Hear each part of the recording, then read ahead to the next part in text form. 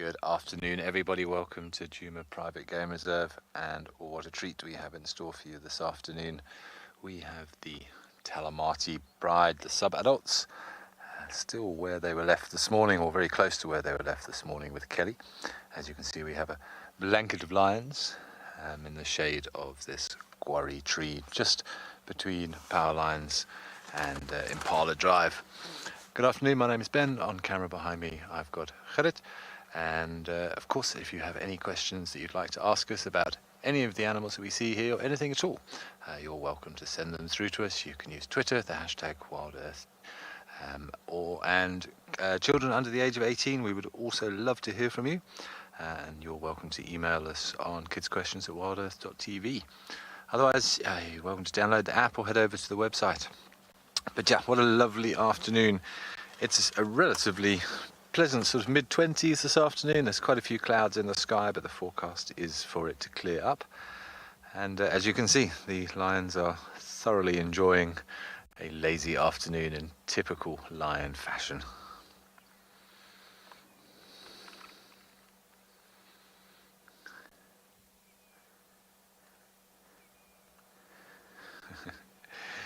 Bellies exposed, trying to see if they've eaten. They certainly haven't eaten since this morning. Obviously I didn't see them this morning, and Kelly didn't mention they looked particularly fat, so whether they ate anything last night I'm not too sure.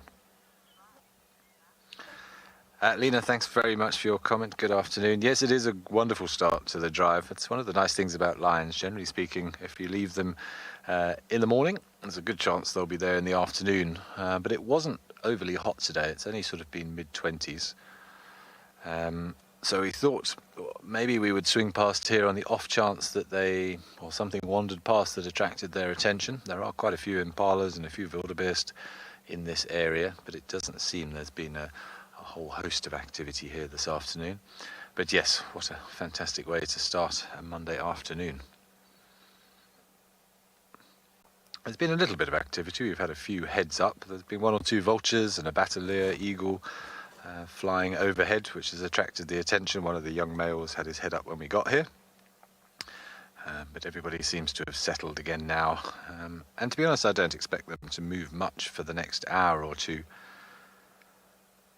So I think our plan for this morning, or this afternoon rather, is we're going to spend a little bit of time here just to see if anything changes, and then I'm going to go a little bit further west than I normally do, and head on to Simbambili to continue my elephant search, because I've really struggled for elephants this afternoon, or this last couple of weeks, and I'm desperate to find some, so I'm going to try the west. Okay, in the meantime, let's send you over to the weatherman and see what he's got in store for us this afternoon.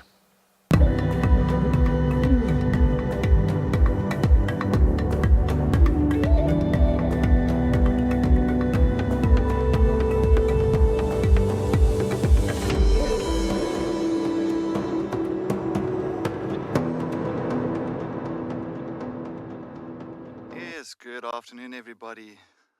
As you can see, we've got a beautiful brown snake eagle right on top of that dead tree.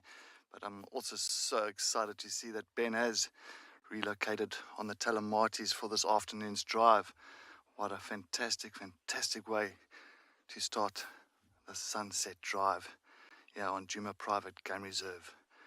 As you can see, looking across Gowrie Dam, the dam is really starting to sink with the water, but it's absolutely beautiful today. It's not too warm and not too cool. It's a lovely day today. Good afternoon, everybody. My name is Cedric Dold, and behind the camera we've got Eagle Eye Craig. So yes, well, I'm back again after my leave. Really had a good time down in the Western Cape. Just relaxed that side at Sedgefield. But of course, after a week down at the coast, my heart just wants to get back into the bush again. So I'm so happy to be back in the saddle to show everybody what's going to be happening out here for this afternoon. And I'm hoping and holding thumbs that we can at least find some interesting stories for everybody that is watching the Sunset Drive. As you can see, we've got a beautiful snake eagle right across on the other side, a brown snake eagle, So nice just to be back in this area and to see all these different bird species around, especially the brown snake eagle. Don't get them too often down at the coastal sides, more up here towards the northern areas, northeastern areas of South Africa. I didn't get the black-chested snake eagle. Now, not as common as the brown snake eagle, but it's a very, very easy eagle to identify as well. You can just see that upright posture with that real square box head. And many, many times just sitting on top of that dead branch.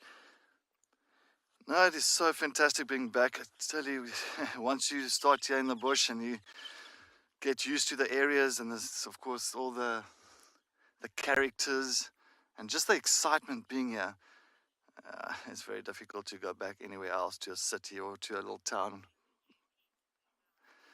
But while we sit here at Gowrie Dam, let's head to JP in Pridelands to see what he's got to say.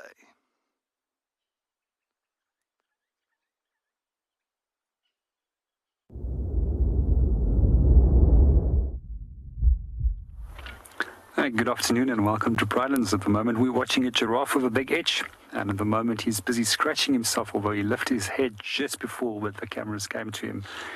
So my name is JP Leroux, and behind the camera we've got Edmund Paul, and right over there we've got a southern giraffe. In this case is a subspecies which is actually known as a southern African giraffe, which is one of two subspecies of giraffes we find in the region. I'm just going to quickly reverse and see if we can get a better view on him.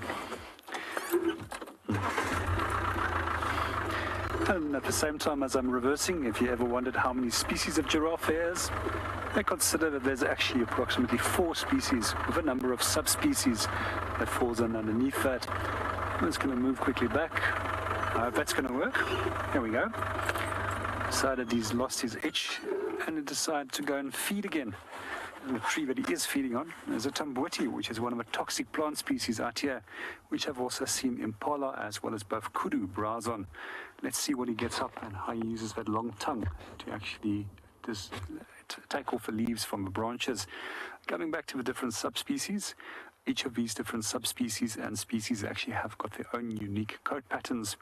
And one of the things that has really come to mind as this giraffe was bending its neck downward earlier on is the amount of neck vertebrae that they have. And if you've ever wondered how many vertebrae they have, it's 7 for the neck, which is the cervical area. And for the thoracic area, it's 12. And then for lumbar and the circum, it's both 5 and 5. And eventually, if you go down to the coccyx, it's 4, precisely the same amount of neck vertebra and vertebra that we have throughout our spine. And all mammals have that same configuration, but in their case, it's much more elongated. But there is a few special adaptations to some of their vertebrae, especially the atlas and the axis, and that enables them to tilt their heads up to a 90-degree angle. Instead of looking straight forward, that gives them that little bit more reach. And especially if they still use that 45 centimeter long tongue, they can pick up leaves just over 5.8 meters in height off the tip of the branches. And the tongue itself is also prehensile and just simply strips the leaves off while they're busy feeding on it. Another thing that I do find particularly interesting about the neck is when it actually does bring down the neck, that is where the tension is then, the force is exerted by pushing it down. And an incredibly strong ligament that's tied between the neck and the shoulders then simply will just bring the head straight back up without any effort.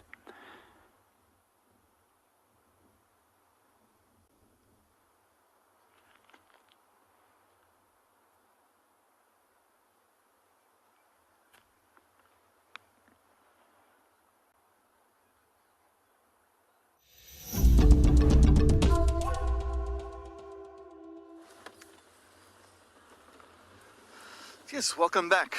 All right, I'm on Central at the moment, so my plan of action for this afternoon, I know that Ben said he had tracks, maybe off Lulamba heading towards Chilakatline, towards the eastern areas of our boundary. And then he had one track coming back again on Central, on this road, but he lost it somewhere towards Drakensberg area, further east from where we are now. So I'm going to just slowly amble along and see if we can maybe pick up on any of the tracks around this area, and especially that Ben was around this area, and maybe there were tracks on top of his vehicle tracks, and if so, And we know it's pretty fresh from this morning or from during the day. So I'm just holding the thumbs that we can see anything that can give us an idea on the last movements.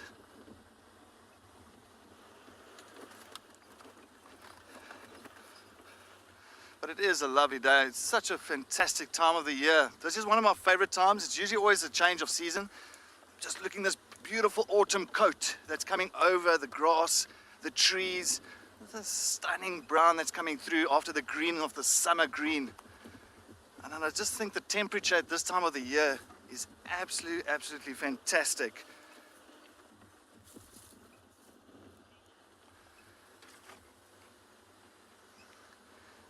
But you never know. That's why I think it's going to start becoming a little bit easier to start viewing things further into the vegetation, further into the bush.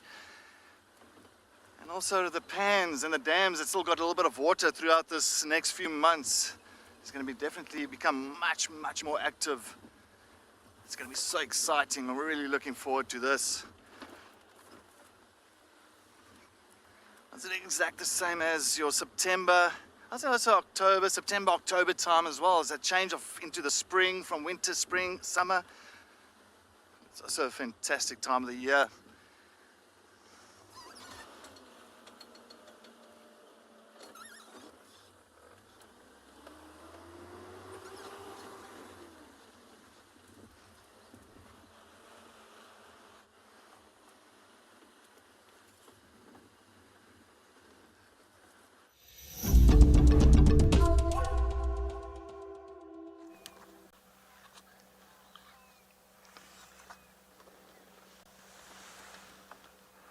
We're still sitting here with the or part of the Talamati Pride. Very difficult to give you an exact breakdown because we've just got a sort of a pile of lions in front of us in the shade of this quarry. We've got at least one sub-adult male and certainly a few sub-adult females, and I think we've got a couple of adult females here as well. It looks like there's at least 7. That's about as much as I can tell you at the moment. But with it still being very early this afternoon, it's only around 3 o'clock here in South Africa. These lions are very much enjoying a slumber in the afternoon. A lot of them with their legs up and their bellies exposed. It's just a way to, potentially if they did have a full belly, it can be a little uncomfortable if they lie directly on the belly. And also the white on their underside, you can see nicely the white on the inside of the thigh there. That white helps to reflect the heat and actually aids in keeping them cool. As well as stimulating some digestive fluids or digestive acids. If they did have food in their stomach, it just aids with the creation of bacteria and enzymes to break down that protein.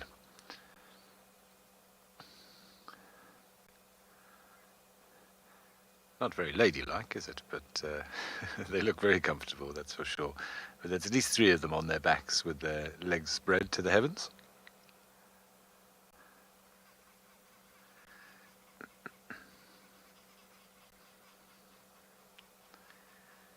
See the ears twitching every now and again. There's a few flies out this afternoon. We got a little bit inundated with flies just on our way back from our morning drive this morning. That often happens on these overcast and slightly more humid days. The flies seem to be more active.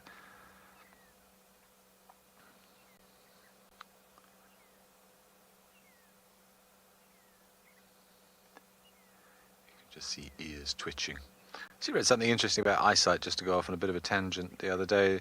I was reading up on sort of the difference between birds of prey and predators' eyes and our eyes. I'll come back to that. Kate, a hierarchy in terms of how they eat? Absolutely they do. If there are males present, the males will eat first, even if they were not involved in the hunt. And just to dispel that myth, males are quite capable... Oh, look at that paw. Males are quite capable of hunting for themselves, and they do hunt for themselves when they go off on their own on territorial patrols, and especially if they're nomadic and haven't yet established a territory, they're quite capable of hunting for themselves. But if there is a male present, they will eat first. If it's something big, of course, the whole pride, including the males, will eat. But if it's something small, then the males will claim that kill for themselves and take precedence. I've seen lionesses kill a warthog, get chased off by a male, and the male ate the entire warthog and left nothing for the females, which sounds a little bit harsh.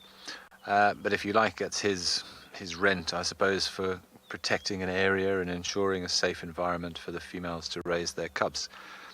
So normally it'll be the males first, and then the females will eat, and then, I mean, the cubs will be in there as well, but if there's not much food, the cubs often don't actually get food, because the females are so voracious in their appetites as well, that they don't provision for the cubs and ensure that they get something. So the cubs have to learn to stick up for themselves, and feeding around the dinner table with lions can be quite an aggressive affair. And in fact, a lot of cubs don't make it through that first year, and quite a few of them do die of starvation because they just simply don't get enough food. It's very much more of a survival of the species rather than survival of the individual in lions. I've seen it before. I remember when I was working in the south of the sands, we found what was then called the Southern Pride, and they'd killed a blue wildebeest, and we had one female and she had cubs and she'd stashed them away. Obviously the cubs didn't come out on the hunt, and by the time that the female had gone back to get the cubs and returned, the rest of the pride had completely finished the wildebeest and there was nothing left for the cubs, which was a shame. Natasha, you're asking how many females are in a pride. Well, to be honest, a pride can be anything that's 2 or more. If you have more than about, I think it's sort of the official figure is if there's more than 6 lionesses, then it's officially named or colloquially called a super pride. But the average will be sort of between 2 and 4, 2 and 5 perhaps. And then of course you've got cubs, and you tend to get a lot of cubs or juveniles of the same age, because the lionesses do tend to synchronize their births. And then obviously if the males are present, they will add to those numbers as well. And we do get quite large coalitions of males in some of these areas. Some of you may be aware of the very famous Mapocho lions that roamed this area quite a few years ago and have had a direct influence in one way or another on the majority of lions in this area. They were a group of 6 brothers who hung out for a while. Then we had the Majingalons, which were 5, but 2s and 3s are very common. The most I've ever seen, that Southern Pride I mentioned, with all their cubs and the males present, I think the most we ever saw together was 23 lions, which was very impressive to watch.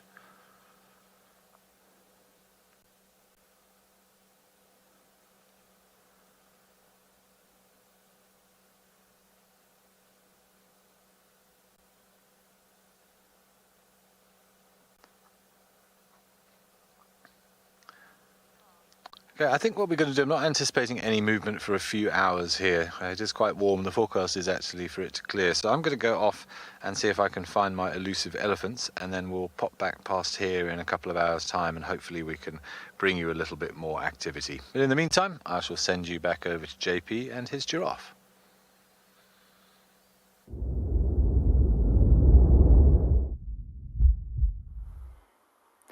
Welcome back to Pridelands. We're still with our giraffe bull at the moment, and you're just watching what he's getting up to. Every now and then he'll start looking around, and he looks around slightly nervous this afternoon. And the reason is because it's simply windy, and that inhibits him from hearing effectively as well as smelling effectively. Just before the camera came to us, we actually were watching a giraffe in the far distance that he was actually looking at. It just always amazes me about how good their eyesight is.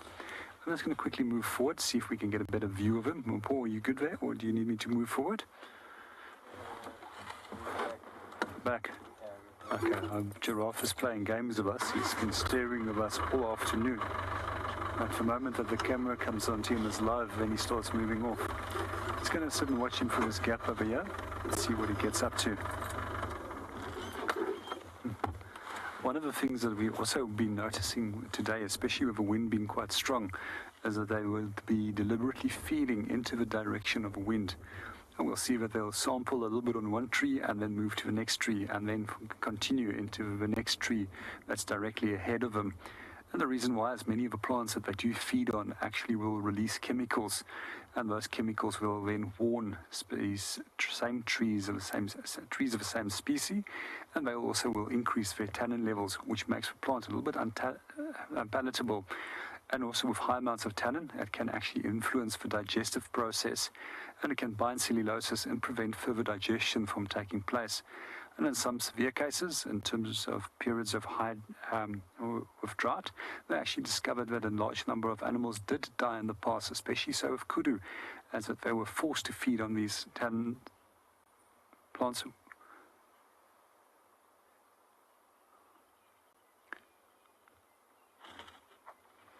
Sorry, we just broke up there for several seconds and I only heard half of that question coming through. I had something about giraffe or elephant. If we can just ask that can be repeated.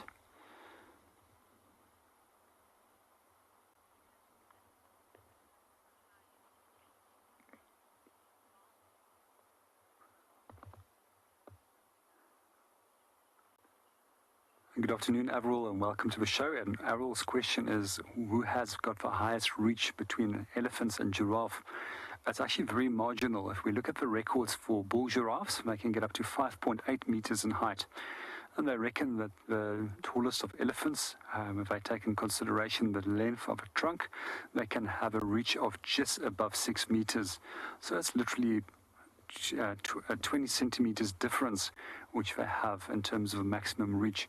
But it's also be obvious that it's going to differ between individuals because not all individuals are equally sized. But we do find when it does come to the giraffes that the females are slightly shorter than that the males are, and males are slightly taller. So therefore we find in their case that there's actually very little competition. And we also tend to find that females will browse actually at a lower angle and bend their heads over or downwards, while the males will feed much higher. When it does come to the competition between both males and females, we also see that males generally have a junk food diet and they simply focus on as much as possible, as quickly as possible. And then they go and indulge in other activities which giraffe bulls will normally indulge in, and that's normally fighting with other bulls and looking for females. In the case of the females, they will tend to go for more nutritious parts of a plant, and so they always want to be in optimal condition. And the reason for that is simply that they can go into estrus.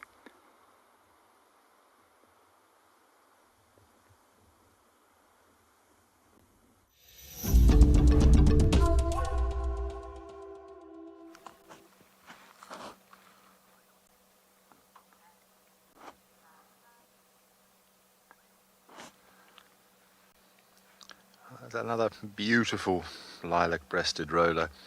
I'm sorry, he's sitting on the power lines there, but of course if we are going to be continue to bringing you these amazing images, we do need power from time to time, so that's one of the things we have to put up with out here. But it doesn't matter how many times you see these birds, they are absolutely magnificent. Let's take a minute, we're just going to take a minute and really appreciate these colours, all the different shades of blues, pinks, turquoises and more, or not. Actually, I was chasing things on the road. No, he's coming back.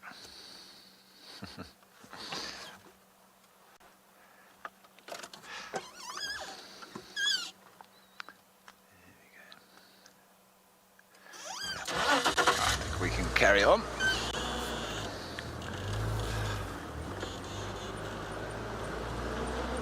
I'm making my way north up Triple M as we speak.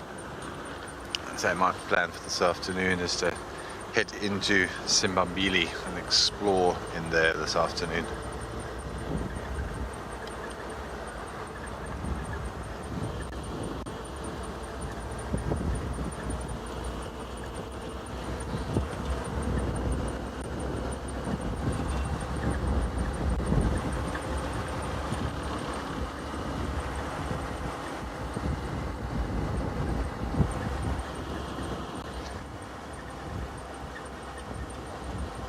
Interestingly, it looks as if they've graded the roads this afternoon, which means they've just sort of scraped it just to get rid of all the corrugations that sometimes occur. So we've got a nice blank canvas for tracks over the next few days if you wonder why the road looks a little bit different from normal.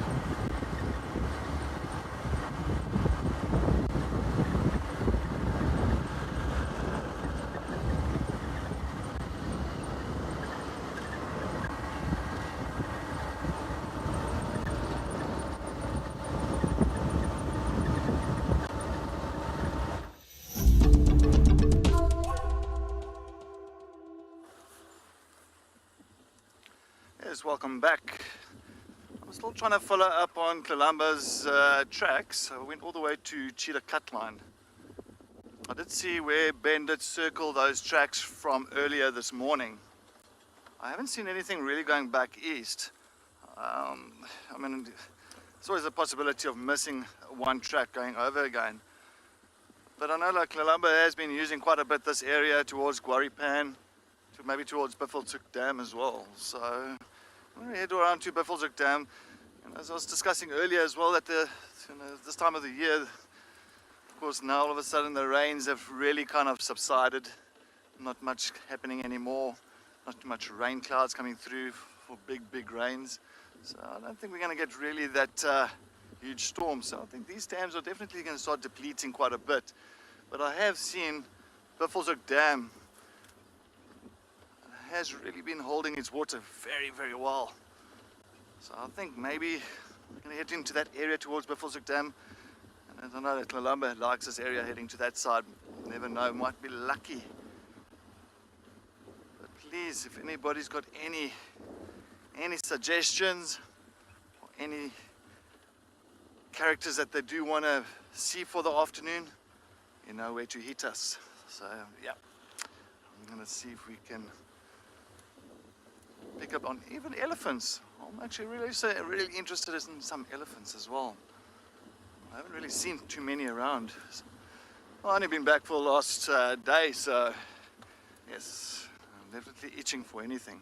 Definitely anything.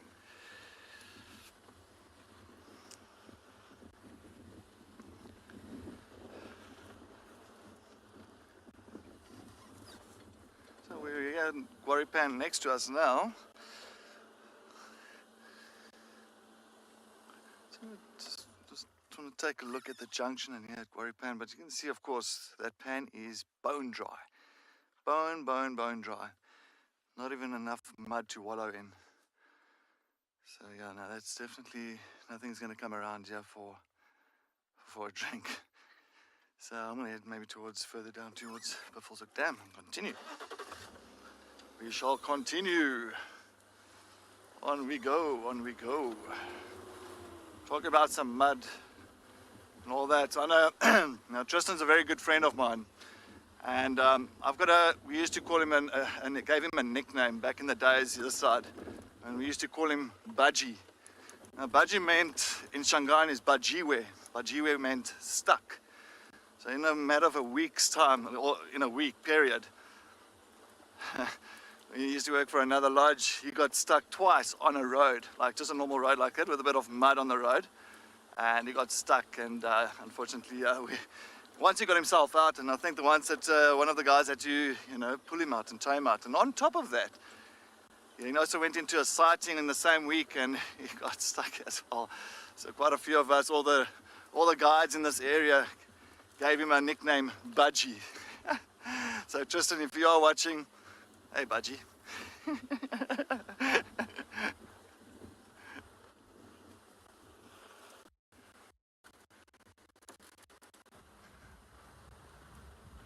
Anyway, head to JP and see what's happening at the dam in Pridelands.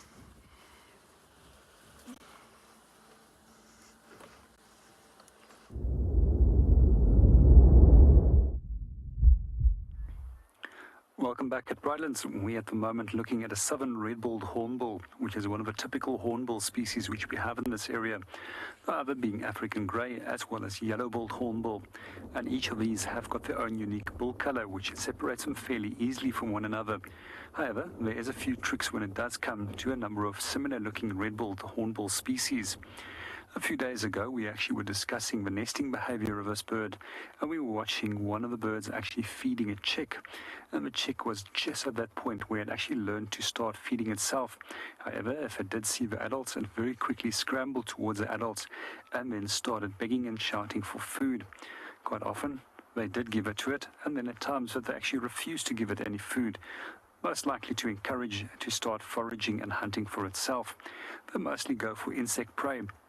Those of you that are not familiar with hornbills, they're actually a hole nesting species, and they're looking for natural holes which has been created as due to rot in the side of trees. They will then plaster the entrance of that nest, close the thin little narrow slit inside there, just large enough that the male can pass food to the female that's inside that plastered nest. She will then lose all the feathers inside there and use the feathers for actually lining the nest, as well as creating insulation inside the nest for the eggs as well as the chicks, keeping it slightly warmer. Eventually, at some point, she will break out, and in most cases, we find with several species that the chicks will reseal the nest. After that point, then both male and female will then start feeding the chicks. There's a rumor that has gone around in the guiding industry that if a male dies, that the female will die inside the nest, which is utter nonsense. And the second part of the story is that the female will start calling and another male will come and assist her. We don't find that type of behavior in the animal kingdom where other males will assist with other males' genetic material. The female will just simply abandon that nest and move on, and hopefully the next season be able to find another mate. I just wanted to quickly share a few pointers over here in the book with you on how to separate the similar looking species. If you are guiding in the Lowveld region of South Africa, there's only two similar looking species that you can potentially confuse southern red-billed hornbill with. Here's our southern red-billed hornbill, and over here we've got crown hornbill. And you can see it's got a much thicker set bill, and then also when it comes to the upper parts, it's much darker in appearance. And what we also will find with the males is that they've got a very prominent casque on top of the bill. And the reason why many of the hornbill species have such a prominent casque in the males is to actually amplify and resonate the sounds that they produce. So that just enables that sound to travel much further and be much louder when it does come into proclaimed territories or in terms of communicating with one another. When it comes to the other species which we find throughout southern Africa, there's actually two species which occurs in Namibia, and those are both the Mara red-billed hornbill as well as Montero's hornbill, which you could potentially confuse it with, and then Botswana species, which is the Bradfield's hornbill, but also has an overlap in Namibia. So now you can see how important it is to also look at home ranges and distribution maps when it comes to actually identifying birds. And if you are keen on birding, there's a few simple things that you can always look at. The general impression, size and shape of a bird. The general impression, it's a hornbill, and we can say it's a large hornbill if it comes to the size or the shape of it, or it's a small size hornbill. You from there can continue by looking at the plumage, and you can add characteristic markings to the plumage. For example, you can also take note of the coloration of the bill as well as the legs, which is an important feature. And then lastly, certain birds also have very distinct behaviors which you can use in your favor to actually identify that species. It might be the way that they fly. It also might be their social groupings in which they are found, or specific behaviors such as wing flicking or fanning their tails, or hopping or gliding behaviors which they might actually display. But for me, the most important one to study is always bird call. And if you can take your time to spend listening to bird calls and study a few of those at a time, and effectively add a few more on, you'll become very quick and very effective actually at locating different birds, and especially rare ones and ones that skulk. Well, we're going to hang around here a little bit longer. Let's go and see what Ben is up to.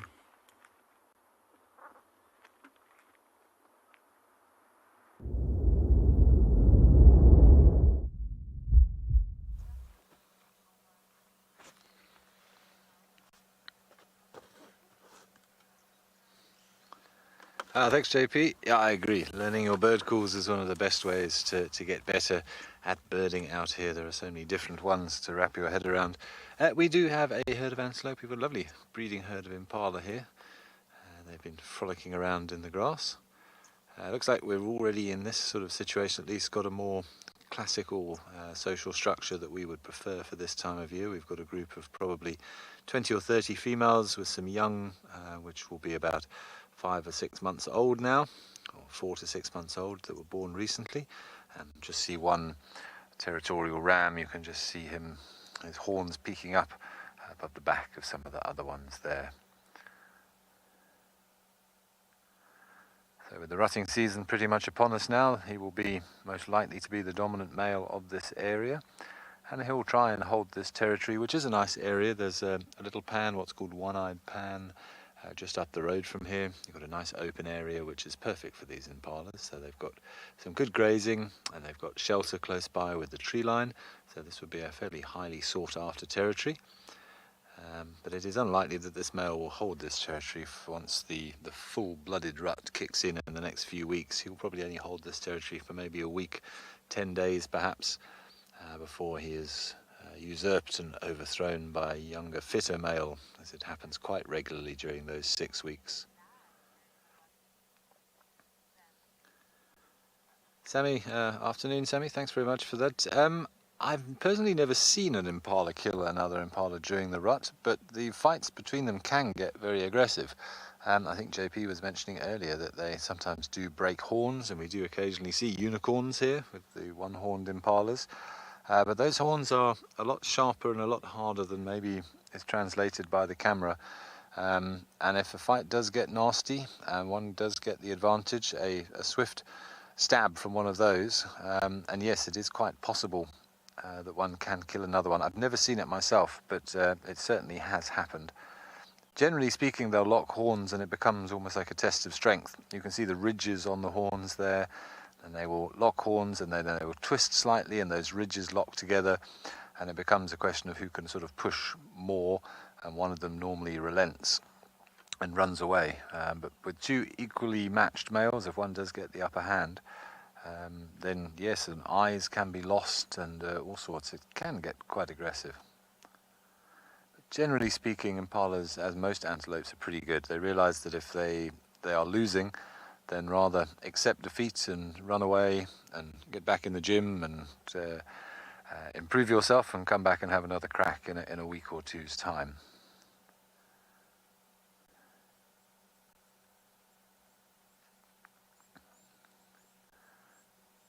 He's actually got a beautiful set of horns, this one, very, very symmetrical, but you can see how sharp those points are. It's quite a fearsome weapon, and certainly predators do need to be very wary. Yes, a lot of impalas are taken by predators, but every now and again the impala spins round and gets a horn in the right place. It can be rather nasty.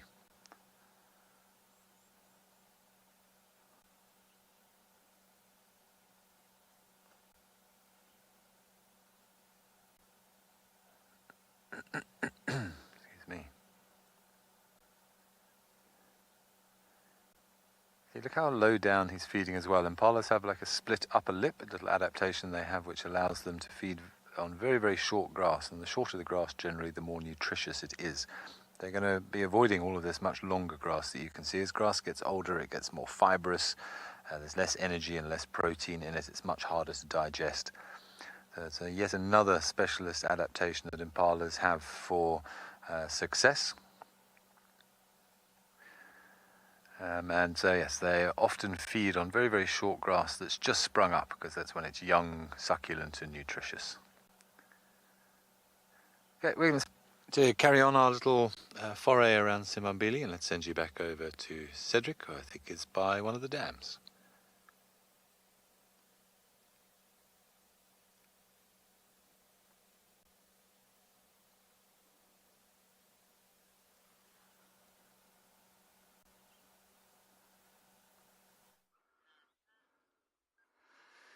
Yes, welcome back. I'm just sitting here at Buffel's Hook Dam. Now, Buffel means buffalo. Oh, look who we have here. A lovely, lonely male buffalo in Cape Buffalo. So nice just to see one again. As you know, that we haven't had many buffaloes coming through this area over the last few months. Of course, due to water availability that's further in the park. And of course, the green grass that's much richer, more in the bigger clearings further east of us. But it's so nice just to see a lonely male coming to this watering hole, and of course just soaking up a bit of coolness from the water. And of course here in South Africa we call them daga boys, these lonely males, meaning muddy boys. So many times you'll find these big boys rolling in the mud, caking their body full of mud just to keep cool on very hot days, and as well just to kind of suffocate those parasites that sit on their coat. But as you can see, he's quite an old boy. Pretty much one side of, looks like one side of his horn. I think the left-hand side, it looks like it has broken off. Many, well, not recent. If it is recent, you'll find it'll bleed profusely. But there's no blood there, so that is a very old break to his horn. He doesn't know that these old boys, they kind of break away from those big breeding herds at around about the ages of 19, 20 years old. And they do not really have that stamina like the younger boys. That's part of the breeding herd. So these guys will break away, sometimes joining bachelor herds. Most of the time will be actually bachelor herds. The whole idea of the bachelor herd is the other males join each other and it's safety in numbers. So of course you know that the main predator is lions. So you've got an old boy like this by himself, when he bumps into a pride of lions tonight, or lions bump into him, of course the chances of him being taken down is much greater compared to if he had an army with him. In other words, if he had other males with him to really kind of push the lions off. But yeah, these guys, of course, the buffaloes will get around about to plus minus 25 years old. So of course you'll find that the last 5 years of their lives they'll spend with other males or by themselves, like this old boy, just kind of enjoying the wallowing.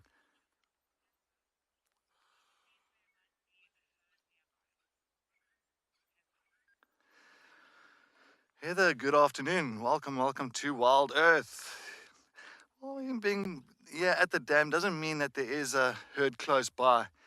You'll find that these guys, they won't travel with those big herds. So if there was a herd close by, definitely sometimes you'll hear in the distance a bit of a grunting and snorting and that. Well, not even that. It's just that this guy is just, you can see that just by the age, you can actually just see by the horns. He is quite old, so he's not going to move around with those big herds. But I mean, if the herd does come through here, he will get interested. Don't get me wrong. That's why they are very aggressive, these old males, because they don't hang around with those big breeding herds. So of course the testosterone is much higher and they become really aggressive. So on foot they are the worst animal to really approach.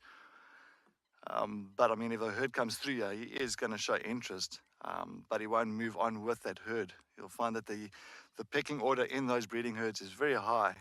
So you'll find that the younger, bigger males in those breeding herds are much more, they'll be more physical against him, because I mean his age is not it's not going to be counting for him. But it'll be nice to see those big herds coming through again. It'll be absolutely amazing. And that will happen now in winter. You'll find at winter time, once the grazing areas further inland becomes much less, of course the herds start splitting away and start breaking it up, and they'll start moving further away from their areas. They'll start moving into areas like this where, of course, the grass hasn't been utilized as greatly as where most of the buffaloes hang around in summertime, closer to the river areas and better grazing grounds.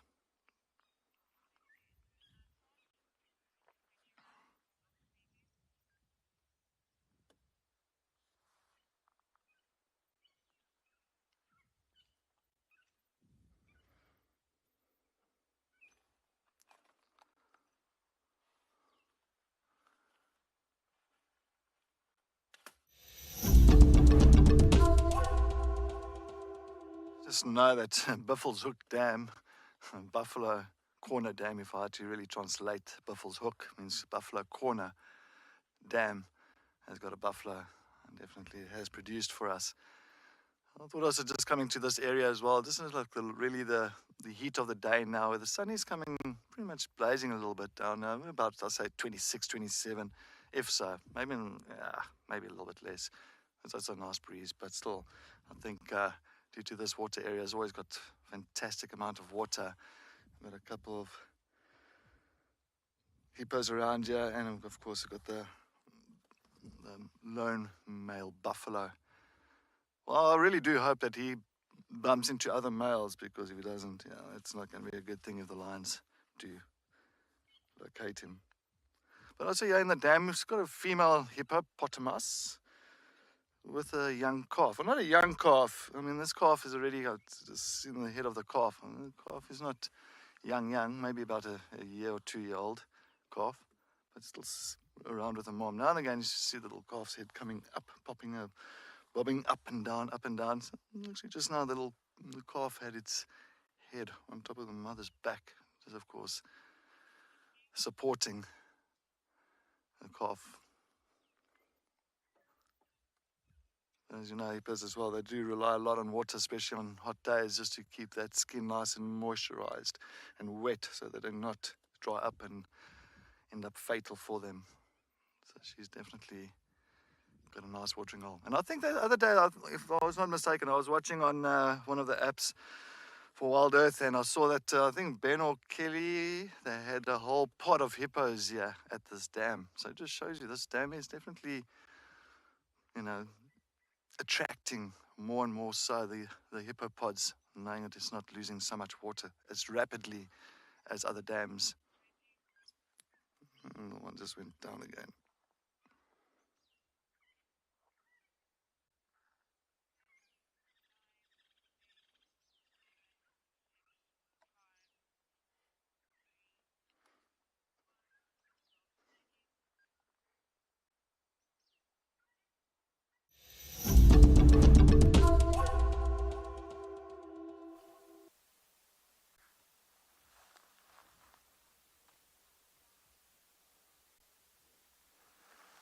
Okay, well, I know Cedric was showing you a buffalo wallowing in the water, and we found a buffalo skull next to the road here just south of One-Eyed Pan, which was no doubt taken by lions, unless it was natural causes.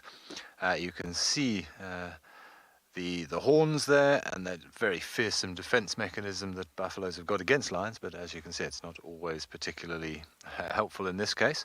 What I particularly wanted to show you though is that we have often told you that keratin, the substance that the sort of sheath, the horn sheath is made out of, is very difficult to digest, and we know that hyenas and lions create fur balls and things when they regurgitate hair, because it's also the same substance. Very few things in nature eat keratin, but there is a type of moth, and it is called a horn moth because for this very reason it does sort of eat the keratin on the horns, and you can see some evidence of it here.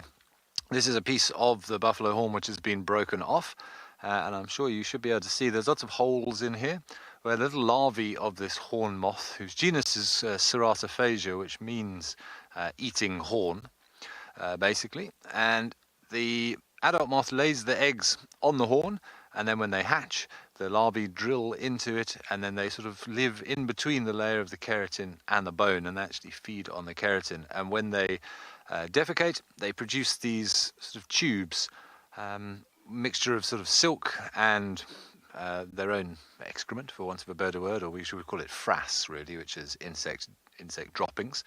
And they produce these little tubes, and this is where they live and where they will pupate, and then once they've pupated, they will come out as adults. So yeah, very few things in nature that do eat horn, but everything is broken down eventually. So there are even niches for eating keratin. So this is the horn moth. Often looks as if these horns have got dreadlocks when you find them, when they've been sitting by the roadside, or once they've been decomposed. So it's a very slow process, but it does happen. But this is a nice illustration that you can see that this is a keratin sheath. This is hollow. The bone from the horn would have been in here.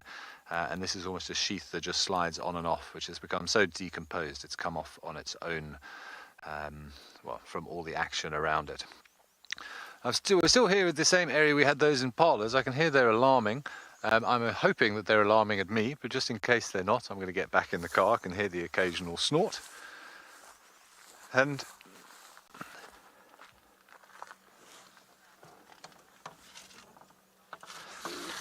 North Country lions are the biggest threat to buffalo, certainly, other than man. There are very rare occasions where something like an angry elephant or a rhino has had an altercation with a buffalo. I know there was some footage going around on social media recently of a white rhino and a buffalo having a bit of a fight, and the white rhino did end up skewering the buffalo, who died of its injuries. But in terms of being hunted, yes, it's only lions. Buffalo calves might be taken by a leopard if it was left unattended. But a big buffalo is a buffalo bull, even a female, is a big animal. You're talking nearly a ton of antelope with fearsome horns and about 6 inches of bone around the head. So only lions out here in terms of predators are able to take buffalo. All right, we are going to continue on our travels. So I'm still on the hunt for some elephants. plenty of evidence that they've been around, but nothing super fresh. Lots of debris on the roads where the branches have been broken and they've sort of been corkscrewed as they've been taking off that cambium layer. And certainly as we move more into winter, we'll start seeing a lot more damage of trees as the elephants revert to browsing from their diet of grazing, which they will have been focusing on during the summer months.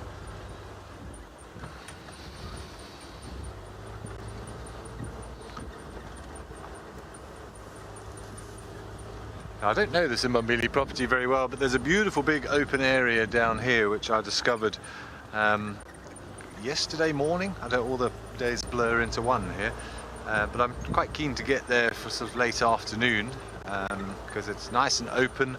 I'm thinking hopefully you might find some nice grazing animals, maybe some zebra. We don't see zebra very often here, certainly not this time of year. The same with the buffalo. We haven't seen many big herds of grazers north of us in the Manuletti Game Reserve. They have a different type of substrate and therefore much more sort of open plains rather than the wooded areas that we have here. And they also recently burnt, which gave some great grazing conditions. Betty, the elephants go wherever the elephants want to go, to be quite honest. We had a lot of them over the last few months, but that was because the marulas were fruiting, and we have got a lot of established marula trees here. Because these private reserves at Greater Kruger used to be a lot of farmland, there weren't big herbivores like elephants here to destroy the young trees and feed on the young trees. So by the time it became a game reserve, we had lots of established marulas which produce lots of fruit, and when they fruit in around sort of February time, the elephants all congregate here because of that resource. Once we get into winter, they will move into other areas, certainly, and a lot of them go north up to the Mopani thickets, the Mopani belts, because that's a very nutritious food. Even the dead leaves and the seed pods, the elephants do rather like that. And they'll also go towards rivers just because there's more vegetation there and more water. Remember, they have very great water requirements. A big elephant bull needs somewhere between 100 and 150 litres of water every day, especially during the dry winter months. Not to mention potentially up to 300 kilograms of food on a daily basis. So they will become less sedentary, and they will become a little bit more nomadic, staying within a very large home range, pretty much following the food. If we knew exactly where they went, we would show them to you, but we have an influx certainly in this sort of middle of summer, and then they get a little bit less, but we go through periods. We'll have periods where we have lots of them again. Just over the last few weeks, the number seems to have dried up. But there's plenty of evidence to suggest that there have been elephants in this area. I did actually hear a couple of trumpets this morning from elephants coming from this area. It's one of the other reasons I wanted to drive it today.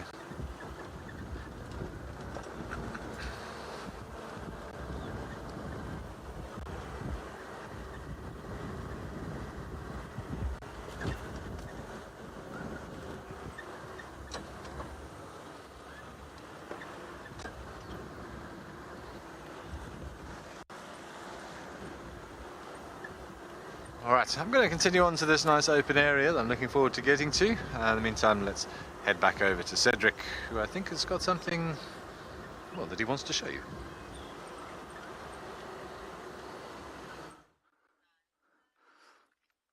Welcome back, welcome back. We just got a female leopard, looks like Lalamba, on Buffalo's cut line. But I'm just going to go a bit forward. Unfortunately, she is going north. She's going in a bad area. This area that we cannot follow. So I'm going to see if we can get the last end of her, but yeah, at least we could see that she is now pretty much heading straight north. Yeah, on Cheetah Cut Line, Buffalo's Cut Line Junction. So she's heading straight north, but it looks very, it might even be, I couldn't see very nicely there. It was just a brief visual, but it looks like Lalamba, or it could have been Tandi, but it looks more like Tandi because it's got that hanging, that skin that's hanging down. Like, you know, when a male, even a female leopard, when they get old, they start really kind of drooping with the skin. It starts kind of sagging a bit. And it looked like that, it looked like she had quite a bit of that sagging skin. And I know Tandi, because she's quite old, she's almost 16 years old, I know that she's got that real sagging. I mean, Lalamba still a very young female. So I think that was Tandy that went past there. Fortunately, if anybody got a screenshot on that, please just take a look and let me know, because yeah, unfortunately we cannot follow. Yeah. Oh well. At least we had a brief visual of a couple of seconds. I don't know if couple. I think that's overestimated, but yeah, at least we had a quick view of her. Anyway, we're going to carry on down to the cut line and see, because if this is Tandy, maybe she came up all the way through Torchwood, because she came from that side, from Torchwood itself. I'm going to go further down. Maybe that's where the tracks came in from, where Central is. So let me go head back down to the cut line and follow up there. Oops, Rusty, what's happening? Don't do that to me. All right, well, clearly Rusty's feeling a little bit rusty. Rusty's a little bit rusty this afternoon. Okay, let's, please call, please.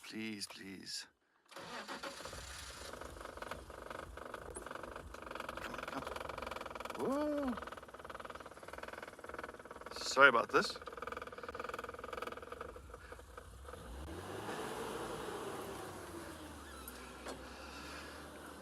Sorry, FC, can you just go with that message again? I was just trying to get Rusty up and running here. Look, Rusty just decided to have a little break.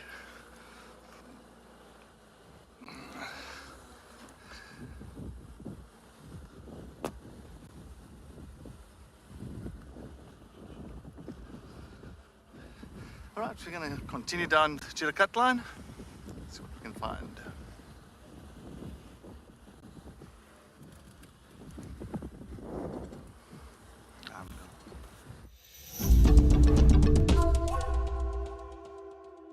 Welcome back to Eco Training Pridelands. We quickly took a quick break and a leg stretch, and now we're looking at the Drakensberg Mountains. We're just going to do a short little silent segment and allow nature to do all the talking. Well, our cameraman Mumpo is going to share all the beautiful surrounding areas with you.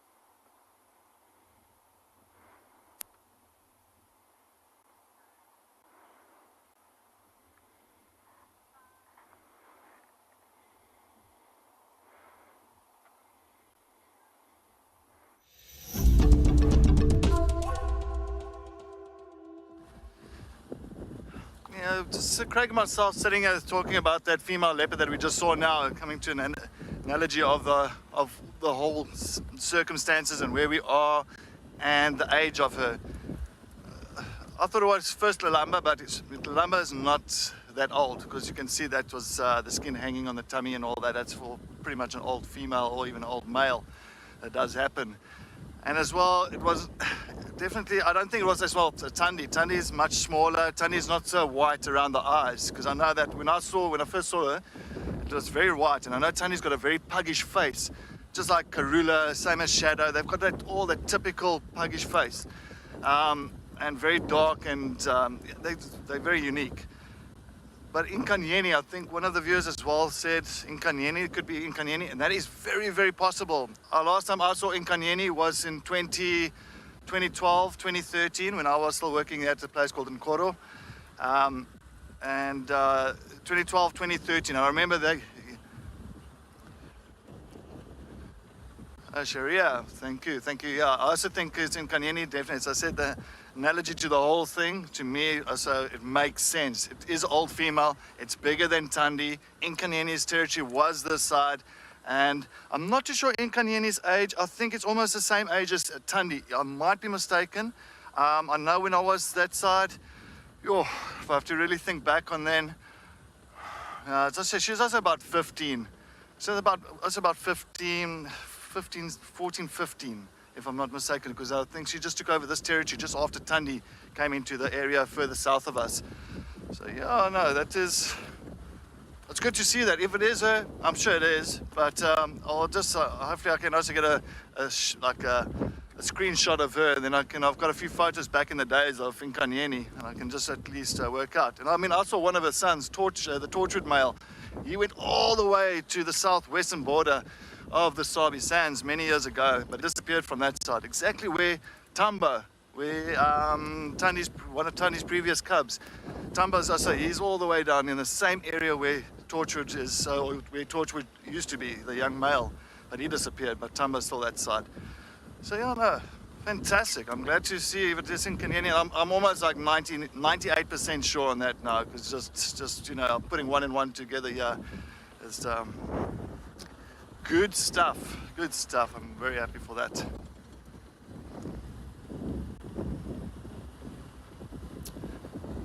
And I think she mates as well with Quarantine. Of course, Karula's one of Karula's previous cubs as well, because I know Quarantine's border, or his territory, is right on the eastern boundary of the Sabi Sands. It's the same as her. I remember Inkanyeni went all the way into the Kruger on the eastern boundary, from Torchwood and Koro side into the east. So I'm sure she's mated with Quarantine before. I don't know who's recent cubs in that. I've got to definitely try and, get back onto Inkanyeni's history in the last, say, several years.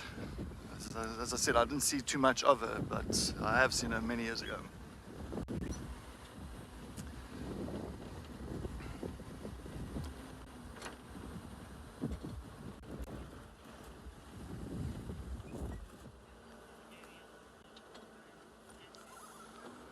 Andrew, good afternoon. Welcome. Is it possible for a leopard to come back into the area after a long time? Yes, I've witnessed that before. That's definitely the case. I remember there was a male leopard back in the west called Day One. Day One was a very well-known male in the west, and he got pushed out by a male called Ravenscourt and Nialeti, also in the western sector. And then they viewed him quite far away. So he was also around about maybe 12, 13 years old. So it's around at that age when they start becoming, they haven't got that body physique as the younger boys and younger males. And he got pushed out. And it wasn't long after that, maybe not long after, actually a few months after, he's been spotted far in the southern side of the Sabi Sands, way off from where his territory was. It was several months later, he was spotted back in his territory, which he used to run, but of course he couldn't stay there, because by that time the current male leopards that's there now and that pushed him out were way bigger than him and much fitter and much kind of, how can I say, feistier. And of course in Day One moved away again, and we didn't hear much of him after that. So it does happen. So they do, because they know their area. So they sometimes take a second chance, maybe coming back into the area. Maybe you never know if they know that area. That's so.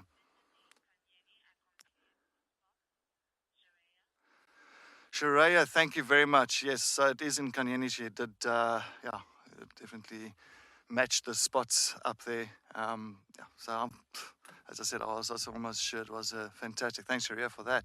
So no, it's nice. At least we got to see in Kanyeni a brief visual, but it's another character that we don't tend to see that often in this area. So it's good to see her.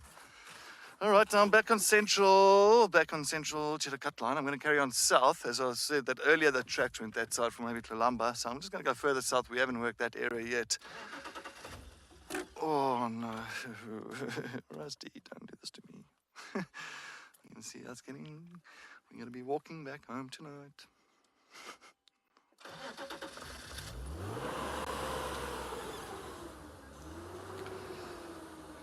All right, so we're going to head back to Ben and see what he has found.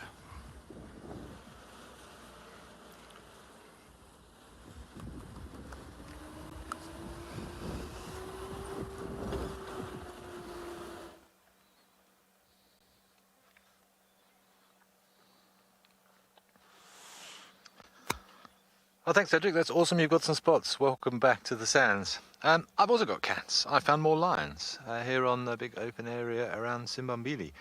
I'm going to have to ask everybody for their assistance in trying to identify them. So I don't know the lions in this area, unless it's the other half of the Telemates. But look at this beautiful female.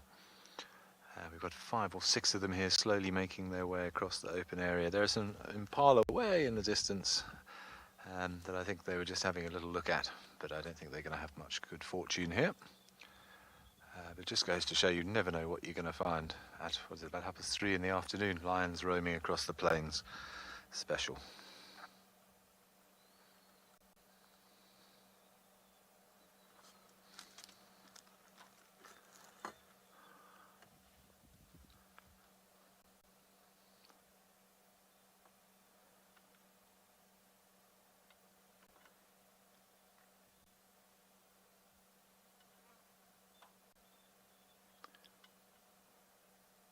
So it seems I still can't find any elephants, but not that we're complaining. There's a youngster up on the termite mound.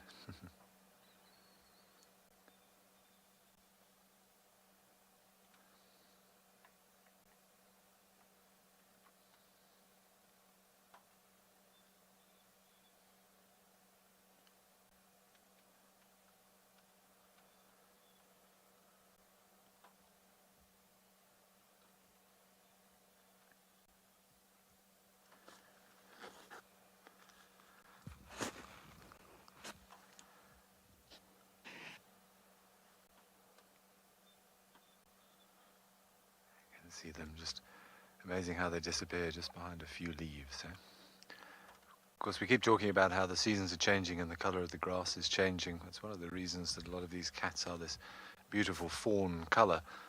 It's very easy to hide in long green grass. It doesn't matter, you could be a pink lion and still hide in green grass, but this coat is perfectly designed to disappear in this shorter brown grass, and it's very effective. Ali, you're quite right, it's lovely conditions. It's actually a beautiful day today, it really is. It's, considering we're sort of mid-afternoon, it's not that warm, it's probably only mid-20s. So that's probably one of the reasons that lions are moving around. But as we saw earlier with the Telemates that I saw, they were enjoying a very lazy afternoon. These ones are on the move, but every pride is different. I remember I used to work with a pride many moons ago now called the Shingwetsi pride. No, it wasn't the Shingwetsi pride. Shimungwe pride, there we go. And we would often find them moving around in the middle of the day, 12 o'clock, in the middle of summer, 40-something degrees, and they'd be wandering around and hunting things. So every pride is different. I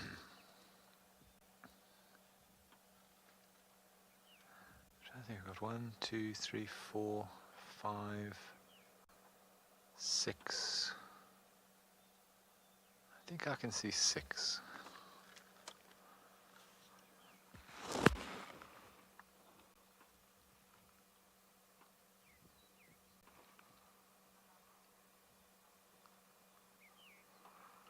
I've had a few shouts for the Nkuhumas. I don't see any cubs if it is the Nkuhumas. I've got one young male here as well, who looks to be around 2.5-ish.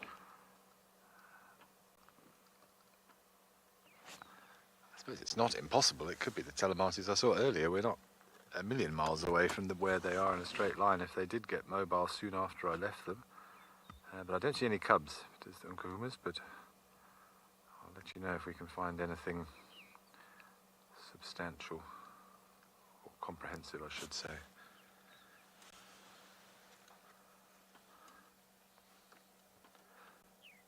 I think when I saw the Nkuhumas the other week, there were only 2, maybe 3 females present.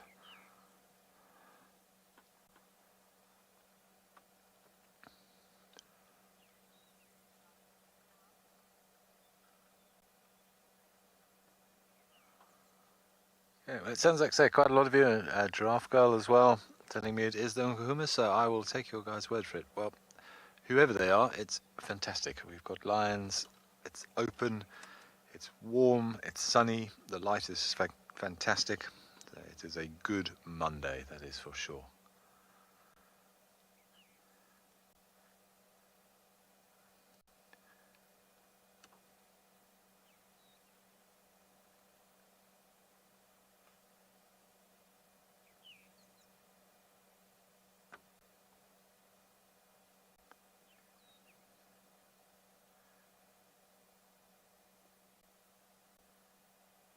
They're still fairly focused on the horizon, but a few of them have lost interest now.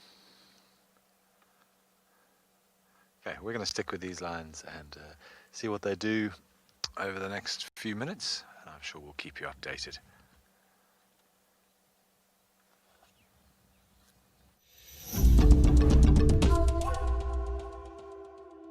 Yes, welcome back. I'm so happy Ben is really getting all the lions this afternoon. Fantastic. It looks like it's a lion afternoon for him. Especially with the 2 prides. If it's the Nkuhumas and he's got the Telematis. So that is fantastic. Fantastic. So of course I'm just slowly heading back west now. I'm going to head. Twin Dams is right in front of us. We're going to take a look there at Twin Dams, see what's happening that side. But coming back to this whole thing, because it's like really amazing about this whole Nkanyeni situation and even Tundi.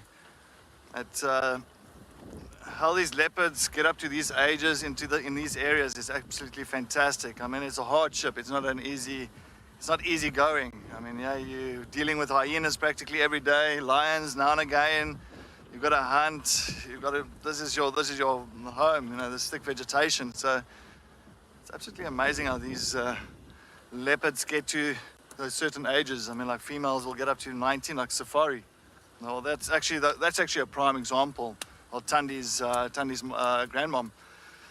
So I mean, Safari got to 19 and with even one eye. So it's absolutely incredible how these animals adapt to these areas and really kind of survive through every trial and tribulation that they get in these areas, and it's mind-blowing. It's fantastic, but it's good. It's good, and it's good that we can witness their lives for so many years, and just to enjoy a leopard's life, and for them to share it with us as well. It's just incredible. That's why I always say one thing around this area in the Sabi Sands is leopards. If you really want to learn about them, it's the ideal place to come, because you really get the bigger picture on their lifestyles and what they go through. But anyway, I'm going to carry on heading towards Twin Dams. Hopefully we can pick up maybe elephants that side. I'll take a look.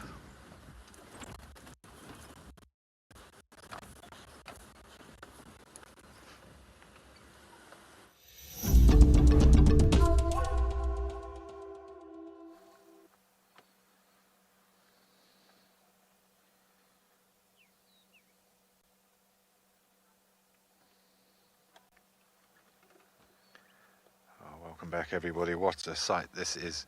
A beautiful big termite mound in the middle of this big open area in Simbambili. We're just east of a road called Shinzele, which means honey badger, if I remember correctly. And we've got what we believe to be some members of the Nkuhuma Pride thoroughly enjoying this open area, and they found a termite mound to get perfect views, which I have to say is making from a visual perspective and from an aesthetic perspective is just spectacular. Look at that.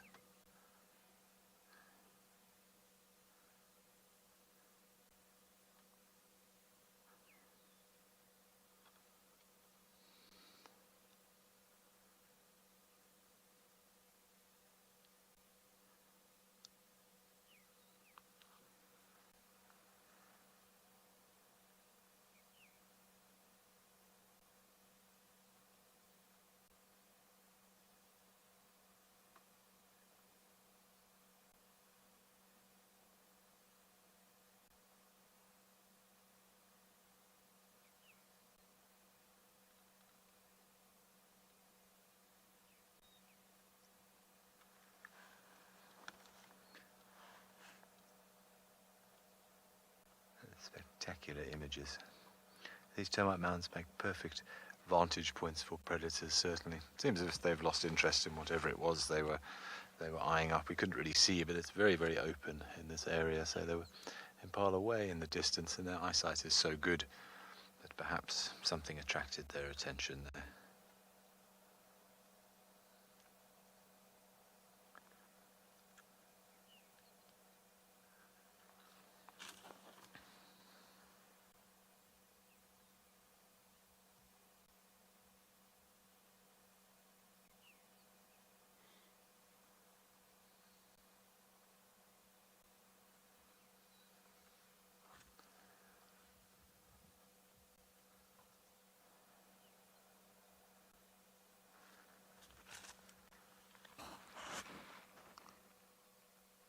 Like a youngish male on the top with a big nick out of his left ear, by the look of it.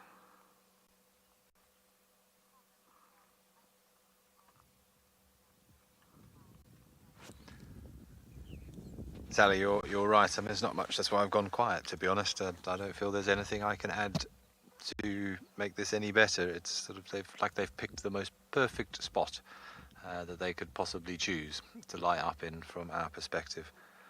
And especially with the clouds behind them looking so dramatic, it's a spectacular view.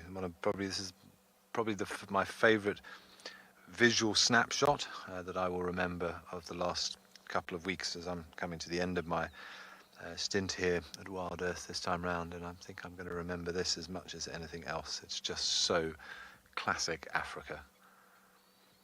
It reminds me why I do this job. Very special.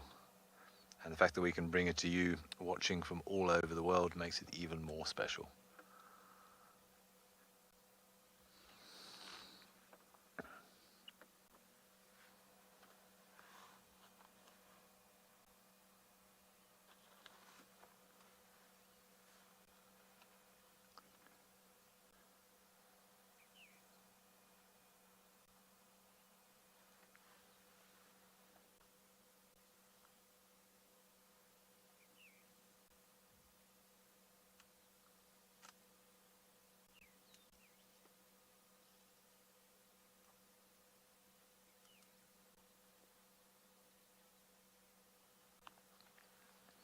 Afternoon, Peter. Thanks for the question. Well, female lions will always hunt for their cubs if they can, but you know, an lion mentality is to try and sort of keep that pride structure together. Occasionally, you will find that a lioness will go off on her own and maybe not hang around with the rest of the pride with her little ones. And that is one way of doing it, but it is a lot more difficult to hunt on your own. They're not blessed with necessarily the guile and the stealth of a leopard, which of course is very much used to hunting on its own. The lion's a little bit bigger, it's a bit harder to conceal themselves, and it's a bit of a gamble. If you don't stay with the rest of the pride and you try and go it alone, if you don't find food, then you are going to really start to struggle, especially if you've got cubs that are still suckling, because producing milk costs energy. And because their milk is nowhere near as nutritious as something like a hyena's milk, for example, a lioness can't travel far because she has to go back and suckle those cubs very regularly throughout the day, especially when they're very, very young. So she can't afford to go and spend a long time away from the cubs in order to hunt for them.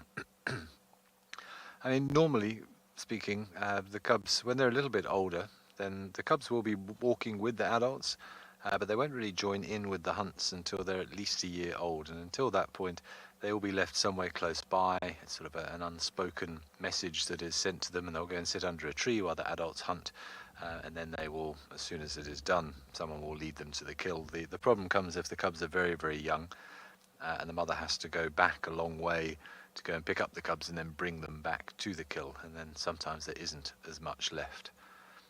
So I've seen it happen once before. It was actually a very unpleasant thing to watch, but I'll tell you the story because it is, it's real nature. We had one lioness, her name was Mandlev, which means ear, because she had a floppy ear. The cartilage was broken in her ear, and she had 2 cubs, and she chose to go it alone. She left the pride and she tried to raise these 2 cubs, and I think they were probably about 3 months old, there or thereabouts, and she was really struggling to find them enough food. She was getting very thin, and we were obviously seeing the cubs quite regularly, and they were becoming very, very thin. You could see the ribs. It was actually becoming unpleasant to watch. And one day we found her, and one of the cubs had died, and the other cub was eating the other cub because it was so hungry, which is something I've never seen before, which was really rather uncomfortable to watch. And then a few days later, the other cub also died, and we actually found the mother eating that cub as well, because she was so hungry. And then once that was done, she went back to the pride, and she rejoined the pride and was able to be a part of that hunting again. So I'm sorry to give you that visual, but it is the raw truth of nature. And if lionesses do decide to go it alone, it is not an easy option, and it doesn't always work out.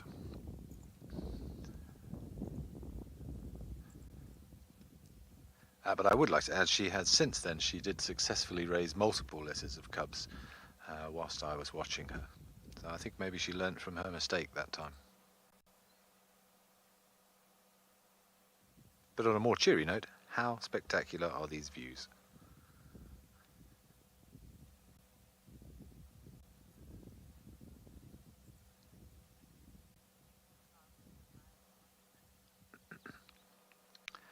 Viewers, you're right, it is survival of the fittest. It's harsh, and it's raw, and it's real. But what has to be done sometimes. And yeah, it's actually one of the hardest parts of this job, I think, is watching those sorts of things happen. You want to help. Your instinct is to help, and to try and make life easier, but we are not here to help. It's about the individual species and their survival, and individuals and their survival, and we affect the lives of these animals so much just by being around them and by removing their habitat and interfering with their behavioral patterns, their migratory patterns.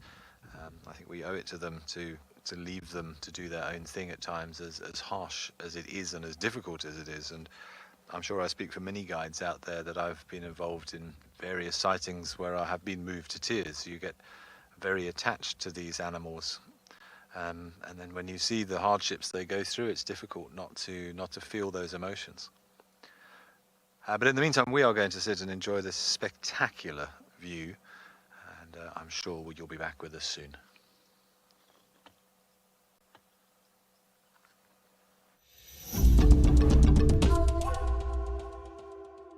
Just sitting here at Twin Dams.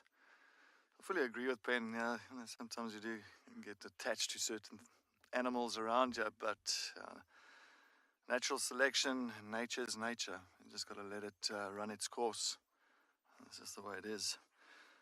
But at the moment, I don't see anything really coming down. I'm just looking carefully. I just want to find out if I can pick up on any alarm calls or any signs of a disturbance around here, so we can at least just maybe just go look in that area. I'm actually looking at the Mulawati, but it is, you can see those clouds. It's very grey. It's actually greying up quite a bit on the northeastern side of Djuma itself. But I don't think we don't get our rain really from the northeastern areas.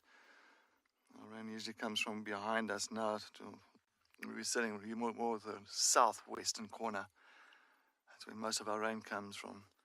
So maybe that might just pass by. I think that's more in the Manileti, maybe in Gala area. They might be having the rain coming through to them that side. I'm just going to watch and listen Oh, wait, hold on. There's in the water. I think they look like a water monitor that just ducked its head under there. So many times you'll find a little like disturbance coming up. There it comes up again. A water monitor. Nice. Must be trying to catch fish. I've witnessed this water monitor the other day, like on the edge. Actually, he actually attacked a terrapin the other day, which is it's incredible. But of course, it wasn't going to help much. I think he's just looking around, maybe for a lucky break and catching a fish, or maybe even a frog or something like that, which would be perfect or ideal for him.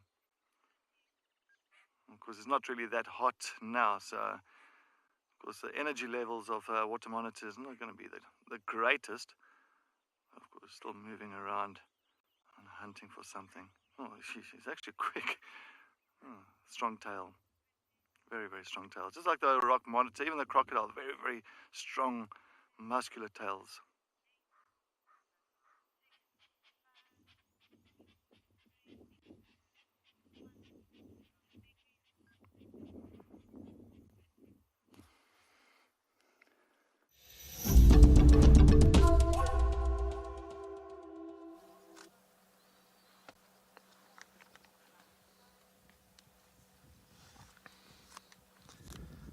Looks like one of the sub-adult males has joined the rest of the family up on the termite mound. I think as the sun starts to get lower in the sky, you can really see the light glinting off their eyes. I keep saying it, but it really is a spectacular sighting. I can't get over it, to be honest. It's calendar stuff, and especially with the clouds behind. Thankfully, where the sun is to my right, as they're looking east towards the sun, there's clear blue skies, and we've got these rather dramatic cumulus clouds forming behind them. I think it's giving so much depth and dimension to the shot. It is absolutely outrageously beautiful.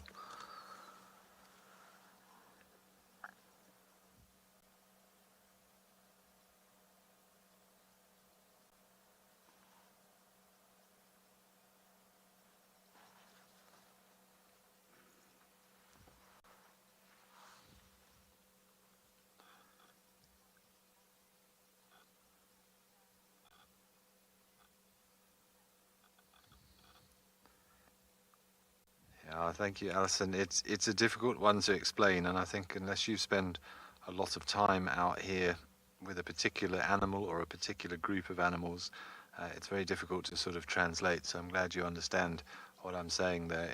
It is moving, and it can move you to tears.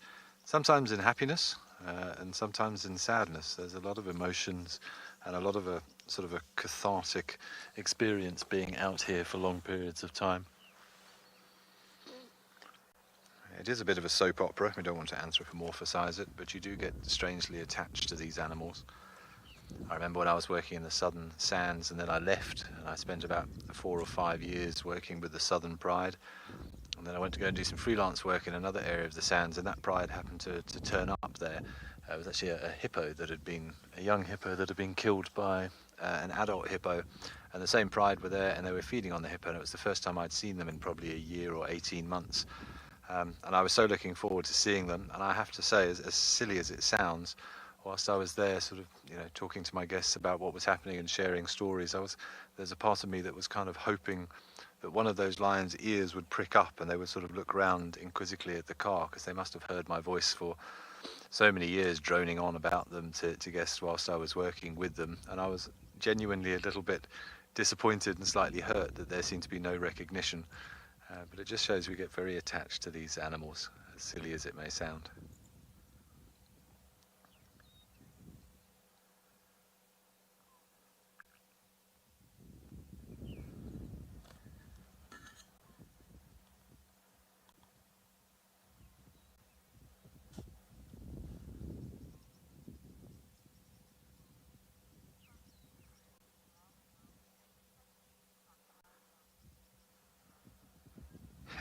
Thanks, Real Giraffe Girl. Yeah, it does look a bit like Pride Rock. It's the Simbombili equivalent of Pride Rock, but there's lots of these massive termite mounds in this open area that I can see from here.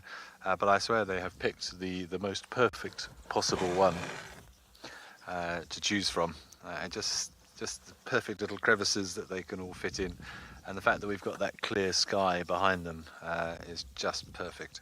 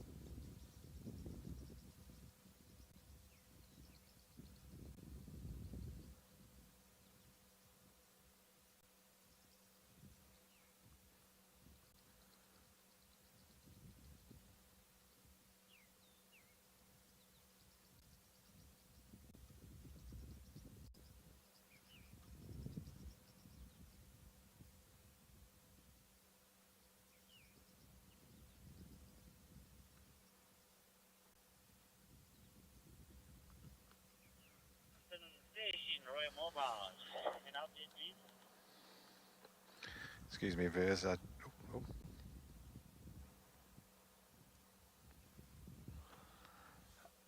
Joy, no, these sub-adults would not be able to fight off a dominant male, and they wouldn't try.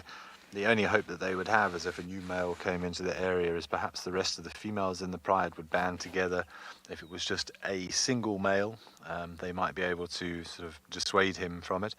But at the age, looking at these sub-adults, they look as if they're sort of somewhere between 2 and 3. Around about 2-ish, I would think the one on the top, perhaps the one that's not up on the termite mound, looks slightly older. They, unlike to get killed, they would run away, and then they would have to fend for themselves, which would be quite tricky for them because they won't have sort of honed their hunting skills. And again, unfortunately, I've seen a couple of young males get booted out early. I'm not honestly sure what happened to these ones. Don't worry, it's not another depressing story. But we saw them have many failed hunts. They ended up sort of eking out a living, stealing food off hyenas and leopards and things until they were big enough to actually hunt for themselves. But yeah, females can band together and chase away males, but these guys, they respect a big male too much. They wouldn't put up a fight, they would run.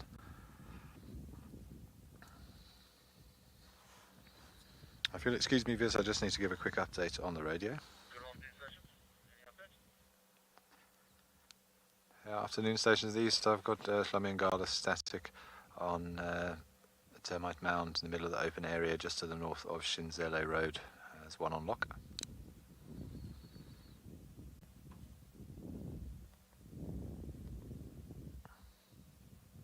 Copy, which station is it? It's Ben, WildEarth.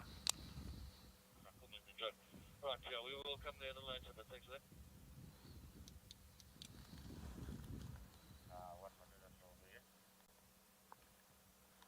Sorry, go again?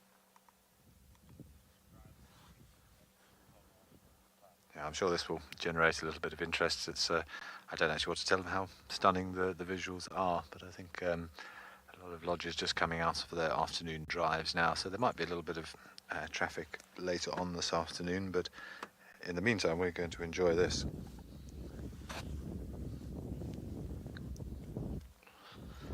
Benedict, in terms of identifying lions, well, it's not quite as reliable to use the spot patterns on the whisker line like we do for leopards. So we're looking more for any specific maybe scars or little nicks. I mean, for example, that the young male lion right on the top right of the termite mound there, if Gert can zoom in on his left ear, you can see he's got a piece missing out of that left ear, so he would be very easy to identify. Otherwise, scarring, perhaps a broken tooth. Otherwise, again, it's easy for me to say, but when you spend time with these cats, you start recognizing individuals. Just like we have different faces, they also have different faces and different body types. And some of them even walk differently. Their silhouette, if you like, is different.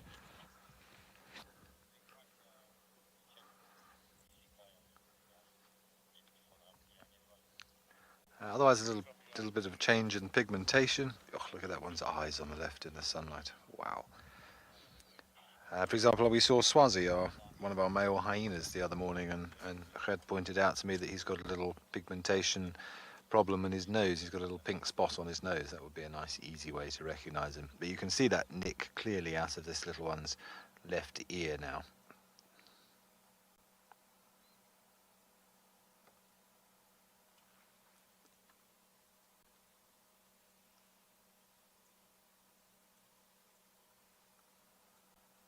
See one of the other young male coming into shot now.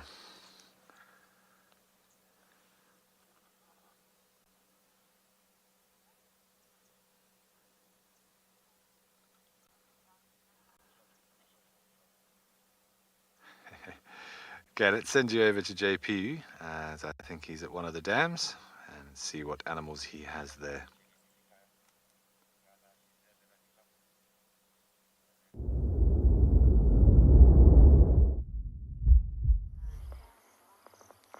Welcome back to Eco Training Providence. At the moment we are looking at the elephant bull that sneaked in for a quick drink and is now moving away from the dam.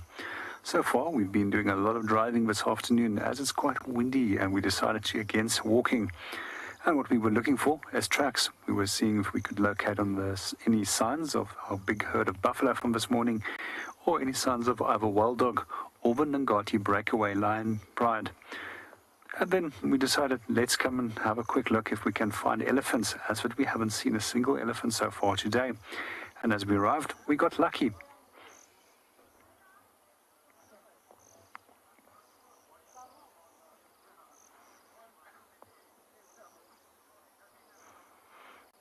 I'm sure as it is quite humid this afternoon, that there will be more elephants hopefully popping in at the dam. Let's keep our fingers crossed, as that we are going to do a few little loops from here, see what else we can go and find, and then come back to the dam on a regular basis to see if anybody is popping in for a drink.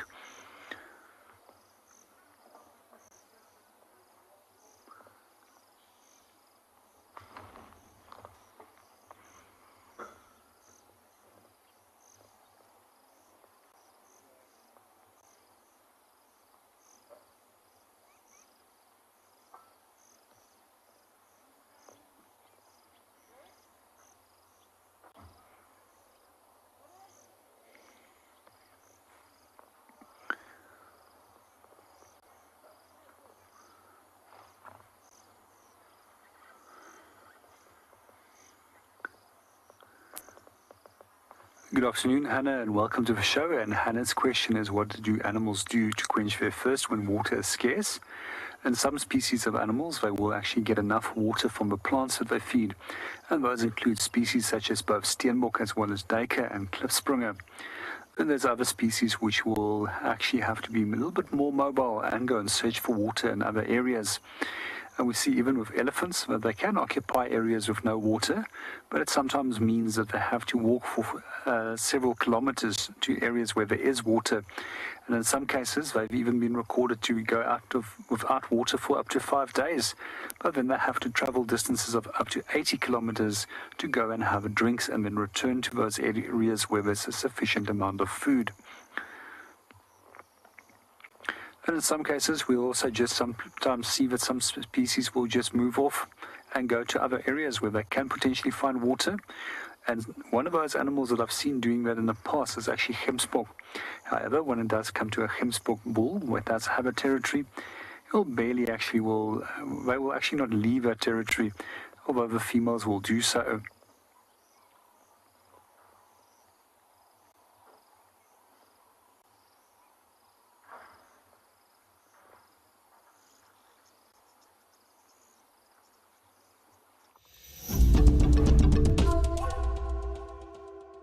Just sitting here at Treehouse Dam.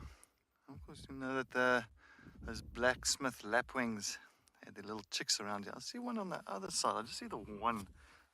Oh, next to the. Oh, it's way on the other side. I just want to see. Just lying down, but I don't see. Apparently, didn't see them as well yesterday, but you never know. It is a little bit windy. It's not the greatest of days to really run around. Especially those little beautiful little chicks. You got them. Oh, there they are. Yeah, well done, Craig. See, that's what I said. You're an eagle eye.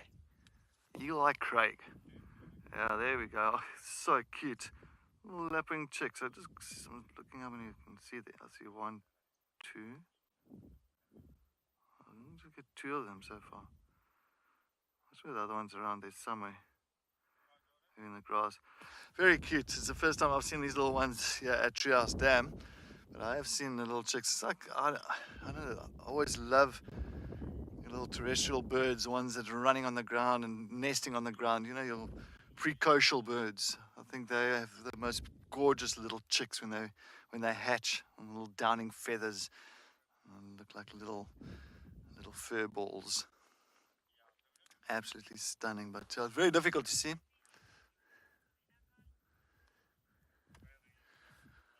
I was trying to take the warthogs, they ran. I said there were some warthogs there as well, but it looks like those warthogs ran because there's quite a bit of a breeze that's coming through. I think because of this front that's pulling in at the moment, but a little bit north of us. So we're not going to get rain here, maybe north of our location.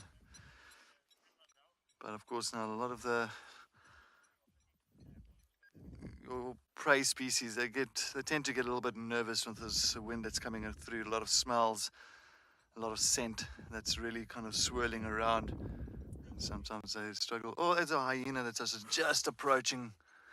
I want to see where that is. Oh wow, look at those lapwings.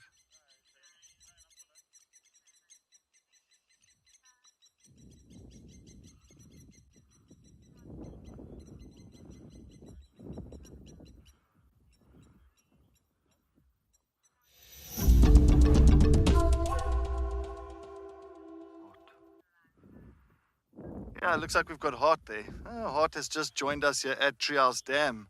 Looks like Hart has been wallowing somewhere. You can see half of her body is covered in mud.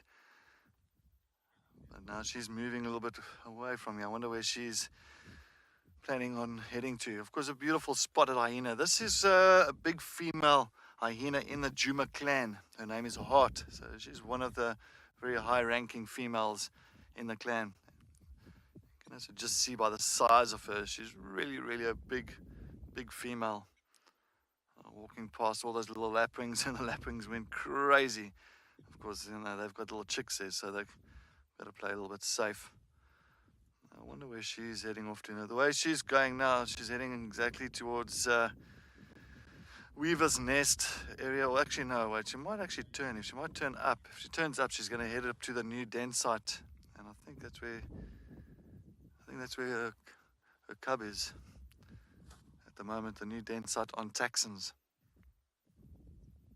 She has stopped there and she's just sniffing and listening out. I'm just going to wait a bit and give her time.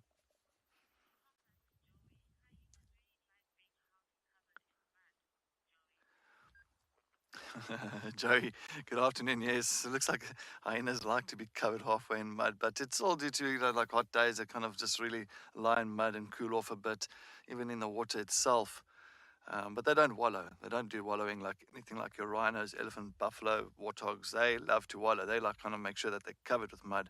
10 to 1, there was water in that little pan or something. It's not the cleanest of water, and just gives her that kind of muddy look.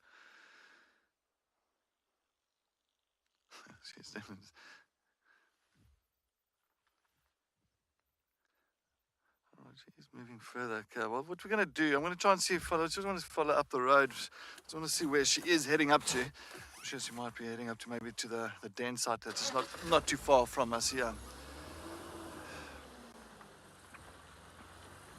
It's actually getting cool, I'm sure. It's amazing that the temperature's dropping quite a bit, but it's nice. I can't wait. Can't wait for the seasons change. Can't wait. It's so beautiful.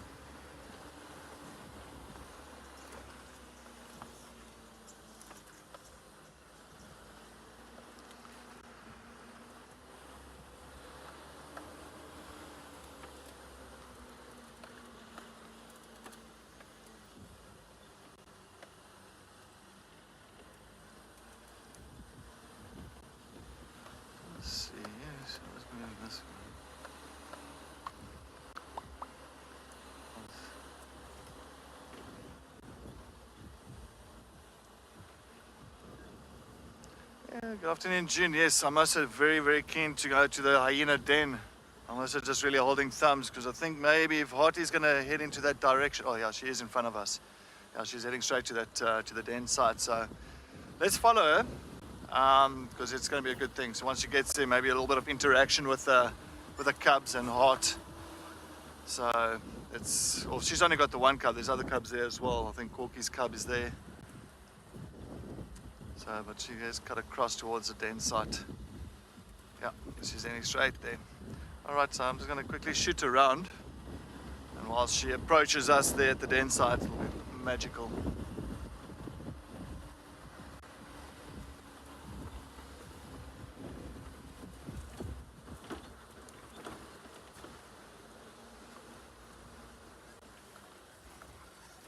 Yes.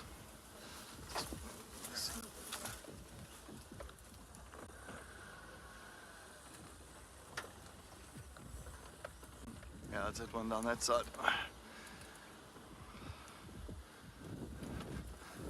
So great to actually really spend some quality time with the hyena clan and really get to learn the ins and outs and just the the dynamics of the clan and how it works. And I think that's one thing that I really got into as well, at WildEarth, on Juma, is to look at how this the whole hyena dynamics works. Because I mean, I think for most of my career, I think we haven't really we got into it, but it's not as intense as here. I'm just gonna hang back. Is it okay? All right, the rain is starting to. Oof, yeah, I feel it now. The rain is starting to come, so we're gonna don't want to wait for Hart just to come past us here, because she's just gonna come. I don't want to bump into her. Yeah, okay, let's. Sorry guys, we're gonna just try and move out of this area, because unfortunately, as I said, the rain is on its way now. It is starting to come. I really thought we're gonna miss it, or it's gonna miss us, but clearly not. Clearly not. So I just want to quickly get the covers on here.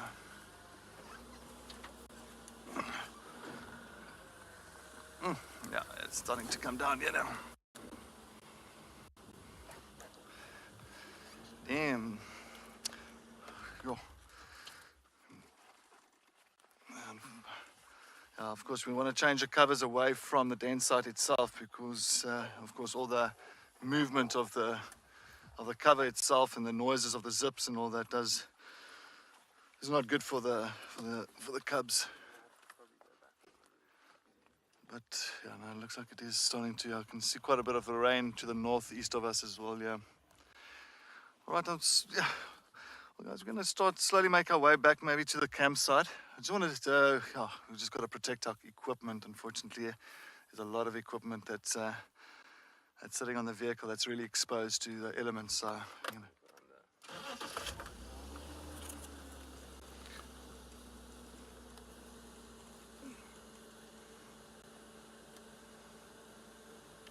Just I'll go and get this. There we go. Put the little monitor's rain jacket on. Oh, sorry about that. Okay. All right. Let's try and see if we can just. Let's move out of this area. Not bad timing with this rain. The rain gods ain't playing with us. They're not playing our game. Hey, go.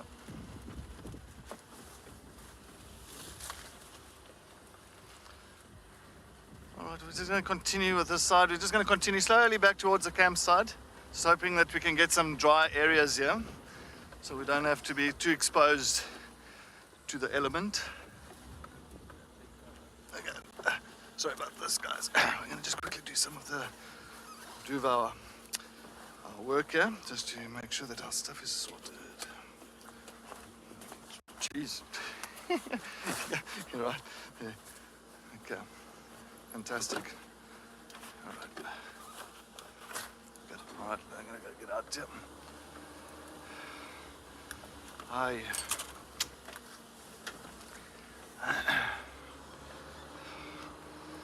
Well, we rather want to protect the equipment so we can still bring you safaris tomorrow morning as well. Without the equipment all being drowned up, that'll be good.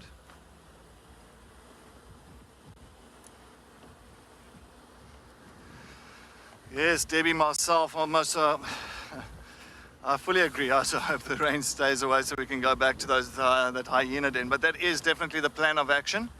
That is the plan of action. So I'm not gonna miss that one. So because at least I know that Hart has gone to that den site. But I think priorities first here at the moment is just to get the equipment sorted out and protected.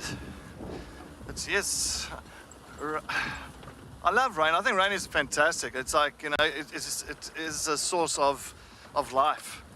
So I think the rain is so important with many aspects in nature. We do need it. Like in a personal side of things, I love rain, but I also enjoy definitely a dry drive. I'm more of a person without that element. Let's try and get there. was fantastic. Just talking about rain and all that. I was thinking about now when I was in the Western Cape in Sedgefield.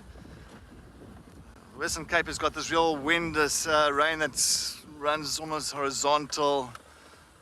And it's always cool. It's never like really the low veld where you got this real heat and strong sun. But also the people, fantastic. I love the Western Cape. I think they've got the funniest culture in that area, like as a humour side of things. And my bro, where am I gonna take you? And I got the nicest accent. I tell you, we're going to go to the beach, I say. We're going to go hip hop, break plates. Yeah, I love it. I just love it.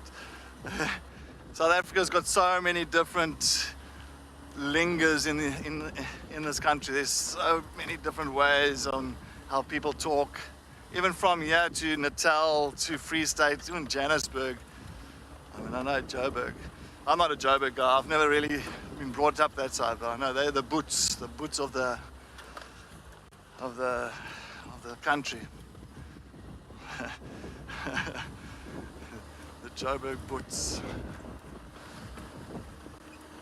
I don't know where I fit in. I think I'm just Mpumalanga in this area. I'm a Mpumalanga boy. Low veld from day one. I don't know how our accent sounds like, but I think it's maybe funny to the people in Cape Town or in the Cape. Maybe we also got a strange one.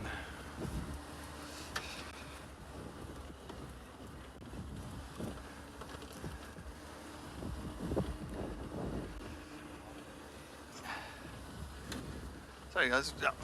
Craig's just going to quickly give the lens a bit of a rub down there, just to make sure that we're clear of water.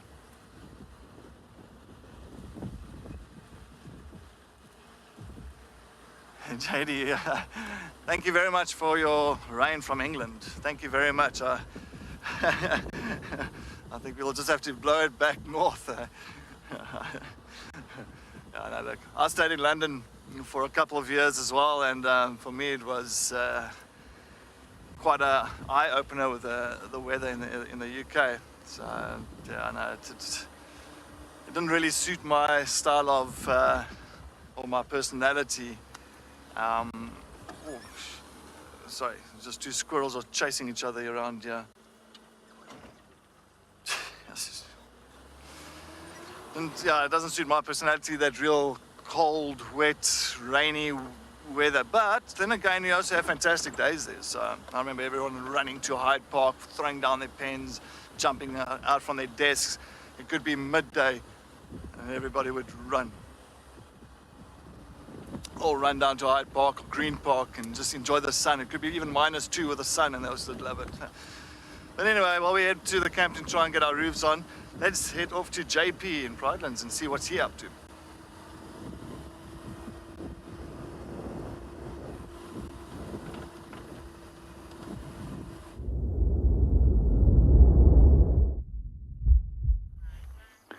Welcome back to Pridelands. At the moment, we're still hanging around in Lovo Dam and waiting for some action to happen. At the moment, there is some Egyptian geese at the opposite side of the dam. And I thought maybe while we are waiting for elephants to come in, to come and have a drink, I might actually share a few facts about Egyptian geese with you. That's also one of the interesting things that I do find with the name Egyptian geese, is that they historically used to occur in Egypt. However, they have become extinct. And in recent years, again, they've actually tried to reintroduce them. And hopefully that project will be very successful. It's also interesting to see that they are also part of the hieroglyphics, as they form part of the ancient Egyptian language.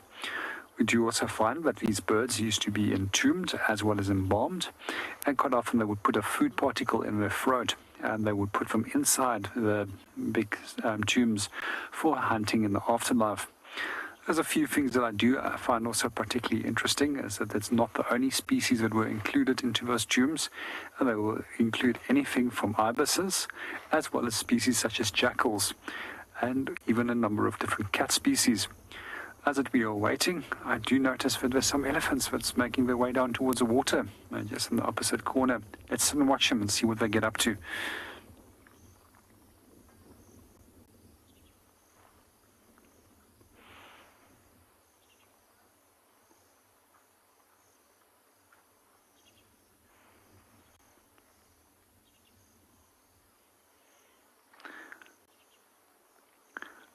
One of the things that I do really like about elephants is how they approach water. Generally, you will notice that they're quite fast to go towards water in most cases. And especially when you've got breeding herds with a large amount of young on a very warm day, they can be incredibly excited and they tend to run that last few hundred meters. Let's see if our group is going to actually accelerate in pace. And I do see there is a tiny baby between two adults there.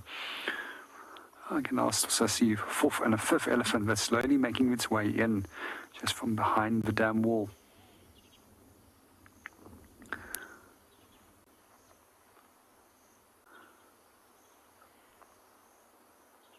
And there we go, that exaggerated pace.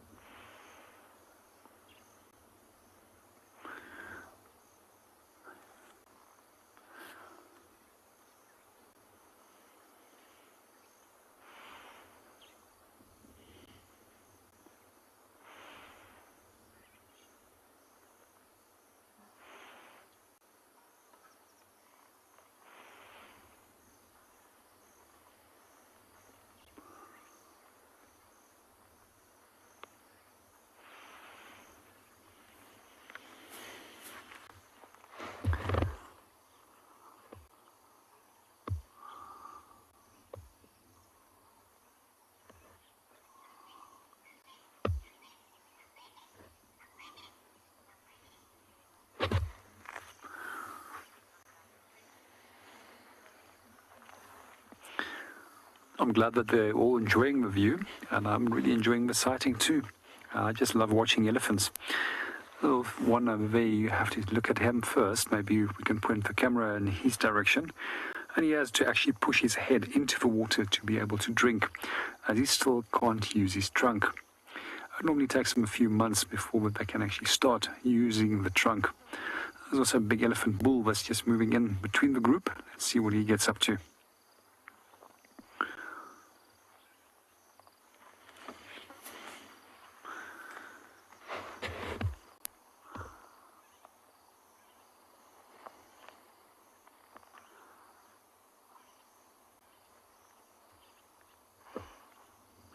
The first part of a group that came in is definitely a breeding herd with a young elephant bull that is also starting to form part of that group, but he is most likely going to be pushed off very soon.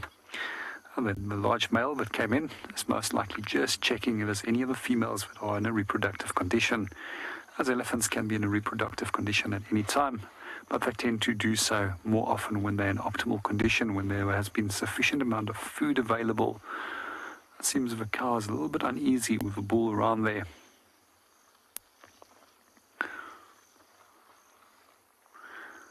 When it does come to the births of elephants, we do find that the majority of those births is always in this wet season.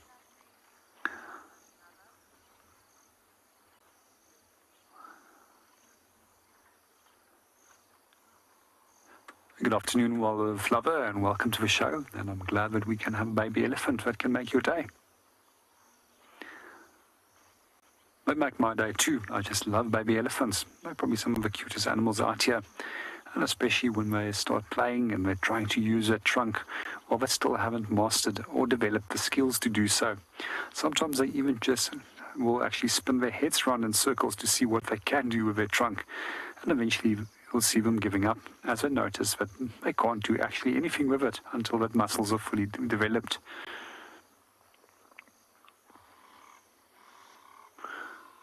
And the reason why they don't really need their trunks at this age is because they're still not fully weaned, and that they will drink from the mother, and so that's where they get actually all their nutrition from. And however, if it does come to water, then they simply have to just push their head down in underneath the water surface to be able to drink. With adults, they reckon that they can actually slurp up anything between 7 and 12 liters of water in a single go. Obviously, that's going to be dependent on the size of the animal.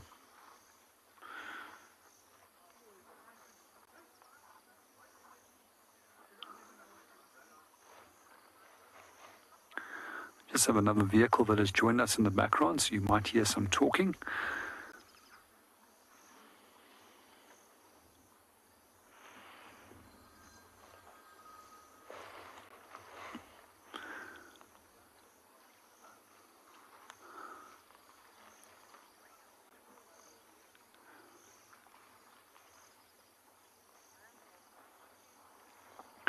Well, we're going to continue watching our elephants, but in the meanwhile, let's go and see what the others are up to.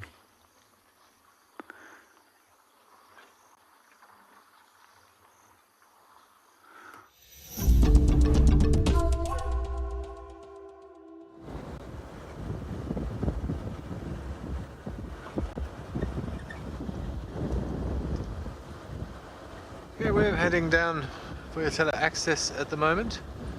We've got some interesting weather conditions around. We've had the clouds have suddenly started to build. We've had a few smatterings of rain. These are rather dramatic skies above us at the moment. I'm just going to find a nice view and then we'll show you some of the cloud lines that we've got here. We've got some big cumulonimbus storm clouds building to the east and some relatively dark clouds above us. There's a nice open area coming up.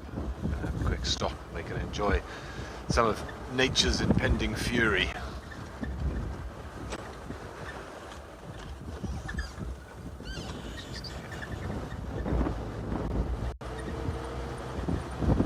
I'm just going to stop at the junction with Sandy Patch.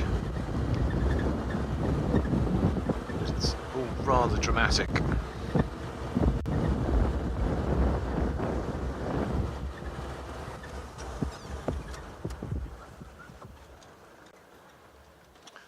Enjoy some of these skies. I wonder if we might not get a rainbow as well at some point.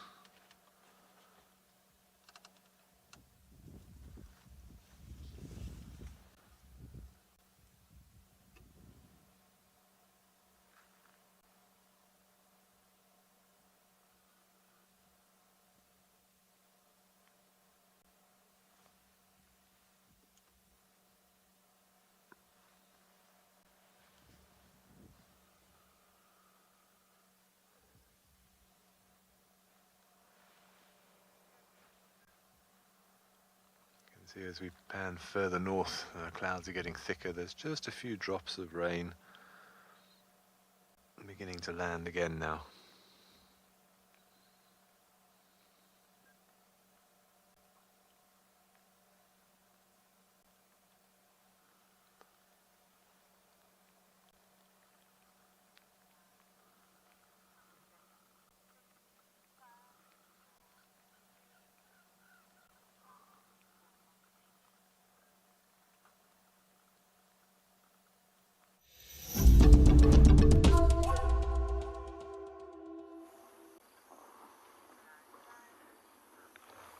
Welcome back to Pridelands. We still with our breeding herd and single of elephants and our 2 bulls.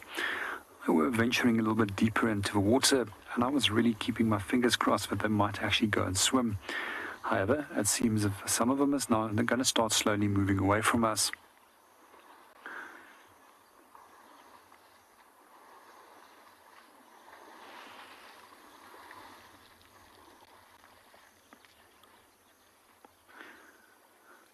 Just to give you a rough idea of the day of the elephant, pretty much 21 hours of that day is spent at feeding, then coming down to come and have some water.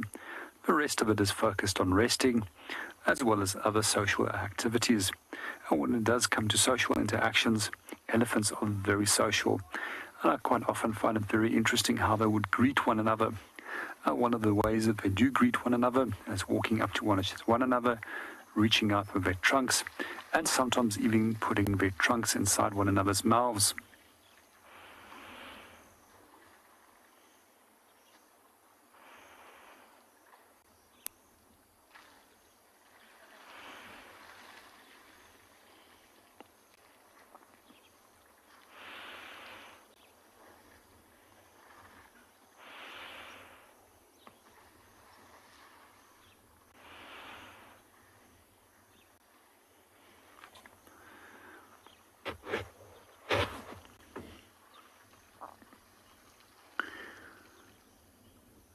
Good afternoon, Freddie, and welcome to the show. And Freddie's question is if we do have a lot of breeding herds or herds of elephants. Freddie, yes, we do. And sometimes it can be a little bit quiet, but there's days that I've seen several herds coming through the area. And there's even days which I sat at this waterhole counting up to over 400 elephants within less than 3 hours coming through here.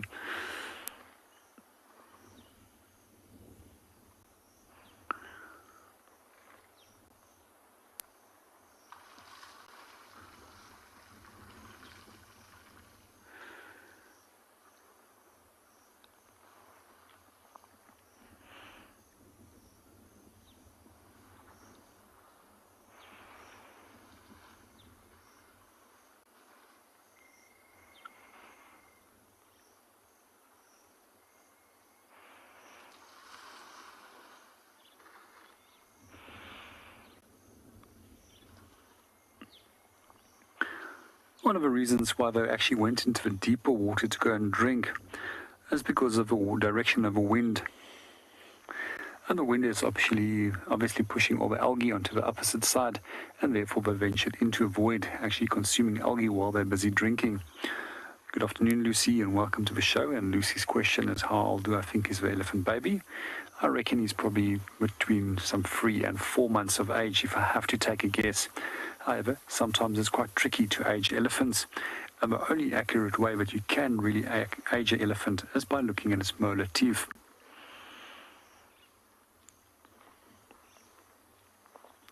Just like humans, they come in all forms and sizes, and some of them can reach heights of up to 4.2 meters, while the majority of large bulls probably reach just over 3 meters, and the majority of cows that are pretty large probably reaches between 2.5 and 2.7 meters in height. And when they are born, they weigh roughly 120 kilograms and stand roughly at 95 centimeters tall.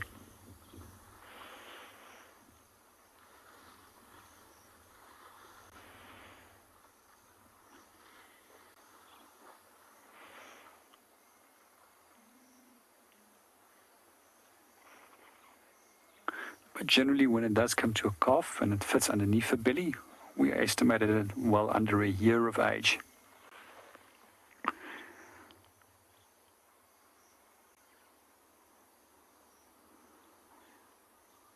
And generally from a year to 2 years of age, depending on the individual development of that specific elephant calf, they're generally slightly above the stomach line of a female. And the reason why they have to be fitting underneath the stomach line when they're really small is they often move in between the legs of a female, both to go and drink, and sometimes if they feel unsafe, they'll move in between the legs of the female to take shelter. Some of our elephants have now actually started dust bathing there in the top of a dam. That's quite often what you'll find in the sequence. They come down, come and drink. After drinking, they'll go to wallowing, and then mud bathing as well as dust bathing, and then they move off and go and feed again.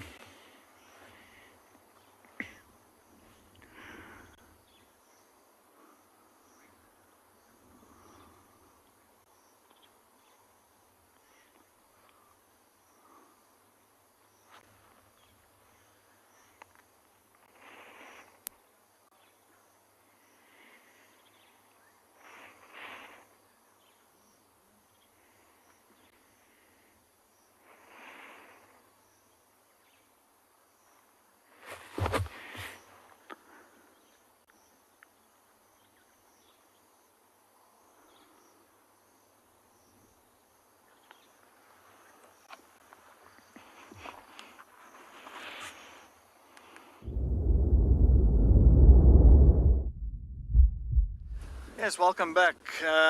As you can see, we've got our rain roof on now, and we just had to rush back because the rain did start coming down as we got to the hyena den. So I do apologize for not staying at that hyena den when the rain did start. Unfortunately, we did have the equipment that we had to protect. But anyway, I'm heading straight back to that hyena den now just to see what's happening. I know that Hart did make her way into that hyena den, so as you know, we've got an adult there. I'm hoping that we've got a little bit of entertainment at the den site. But yeah, it's nice to hear that JP's got beautiful elephants. I think little elephant calves are so cute. I think they're one of the cutest little things around, especially when they're playing around between mom's legs, up and down, between the rest of the herd. It's absolutely amazing, just so cute. Cute, cute, cute. The level of cuteness is way high. On Rebecca, so we're not going to be too long before we get to that hyena den. Let's see what's happening there. But of course, this typical rain, like where Ben is now, he's not having, there's no rain that side. So it's just a typical spot rain, because all of a sudden here is very dry. Yeah, there's no rain that's in this area now, but it's spot rain, so it's pretty much all over the show, like little spots. So you can never take a chance. Rather be safe than sorry. Yes, rara.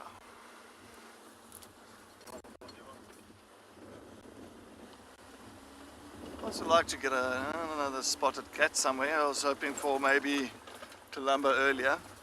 But I've all heard, I think after, I don't know, I'm like stuck between a rock and a hard place, because I think after the hyena den, Telemarties is not too far from where we are now.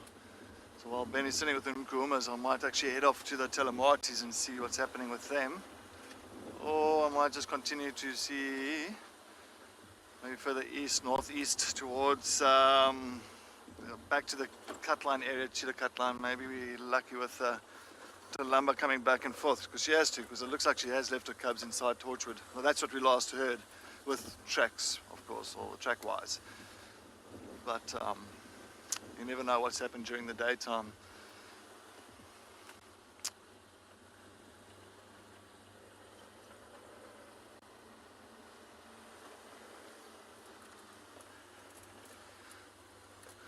Magic Dragon Wizard.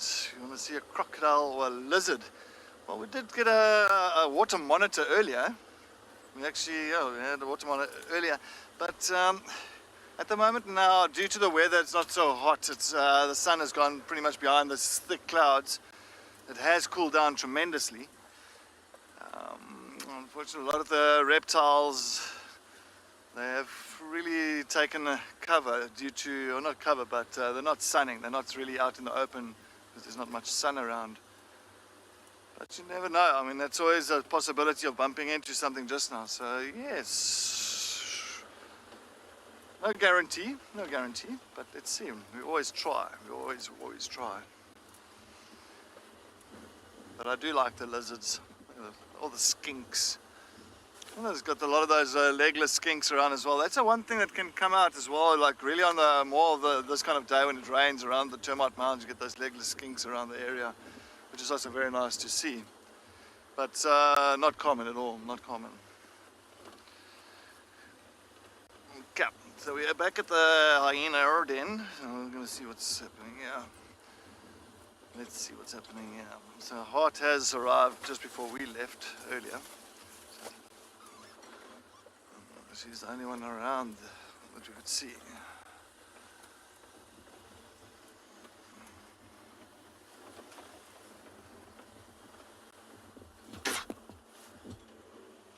Sorry, there's a spider web that went in my face. Oops. Okay. Let's see who we have got here.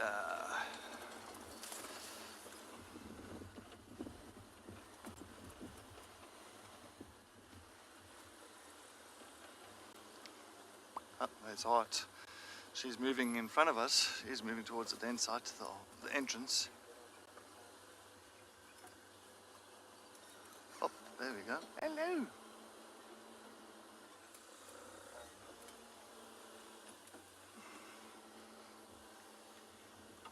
Sup. Good afternoon, little ones.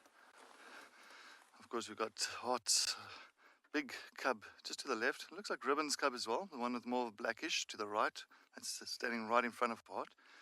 And a little one. You're so cute. Don't frown like that. Look at all the wrinkles on your head. Look at all the wrinkles on your head.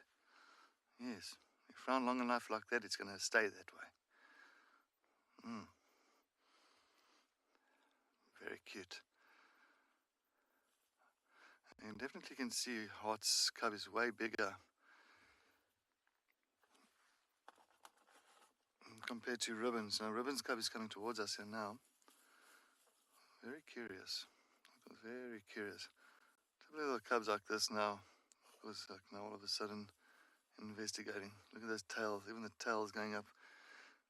Really kind of getting excited. What they smell here. Of course, there's. Oh.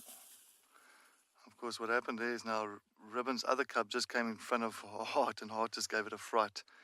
So the little cub went running and gave these two a fright.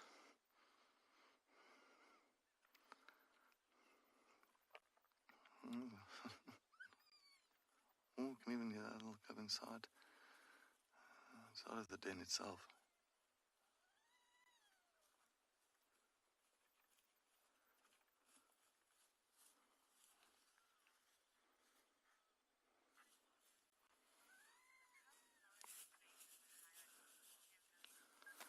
Kimberly, good afternoon. Yes, I do know their place in the hierarchy, the cubs. That's for sure. So they'll definitely take after mom. They'll see that the mother is higher ranked in the matriline, and the cubs would understand the ranking of or in the clan itself. So that's always very important, especially with the learning of the youngsters. Sorry, these ones are coming right up to the tire here.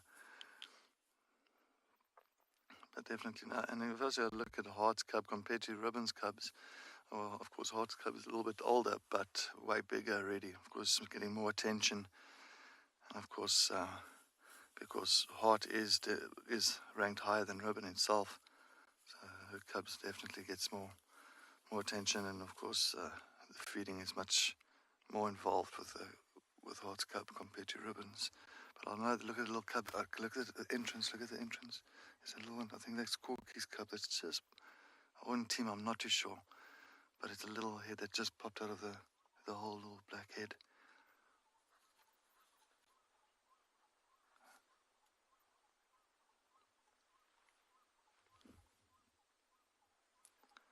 Sorry, these cubs are right here at the foot of my vehicle, so I don't want to move too quickly. I don't want to frighten them off here. Hey.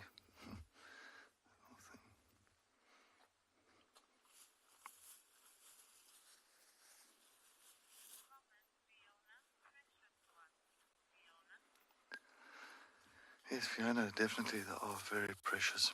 Absolutely, absolutely precious. I think just before the rain came down, I was trying to explain about how fortunate we are just to understand and get to learn all about this clan, and actually just about hyenas itself.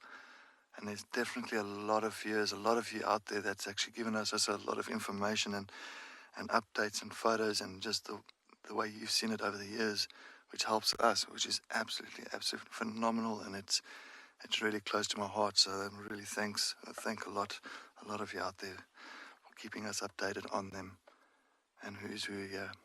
And of course, due to that, it's really got my interest, even all of us actually at WildEarth, a lot of our interest into this clan and how deep it goes and how fascinating it can be. Absolutely amazing. I'm a zing zing.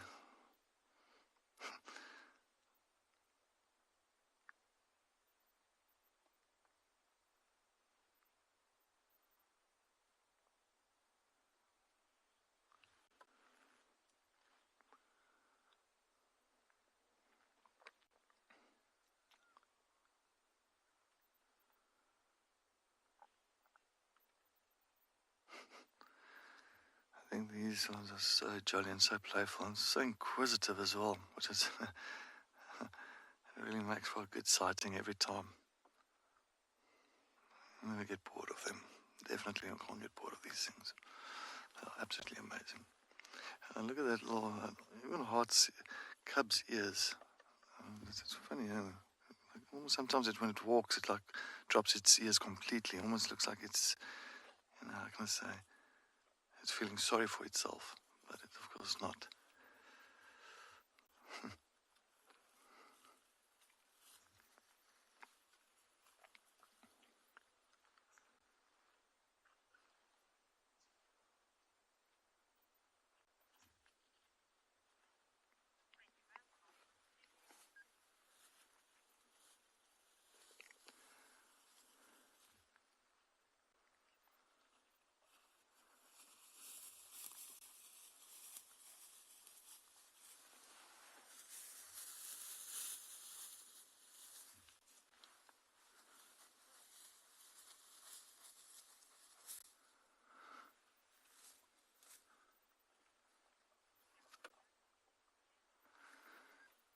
Now, there's two little black ones here now. I mean, this is not cork. No, I'm sure this is Hart. It is Hart now. They don't do allo suckling, so they don't allow other cubs to suckle from one another.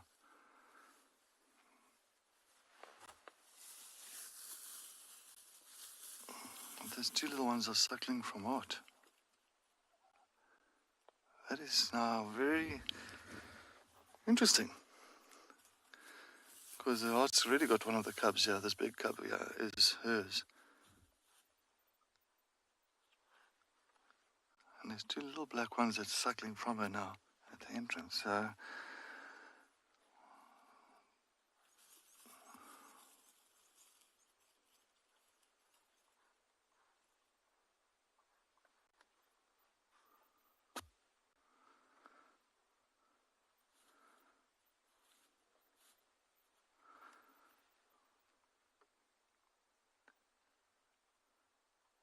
very, very fascinating.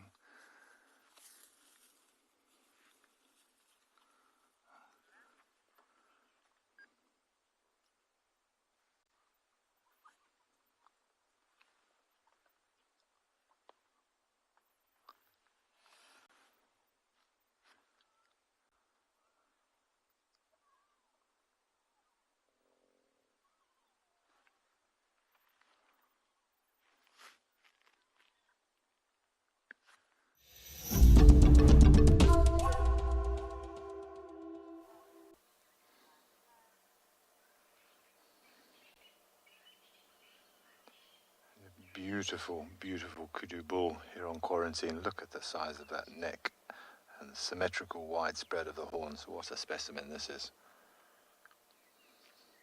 A couple of oxpeckers hitching a ride on his back.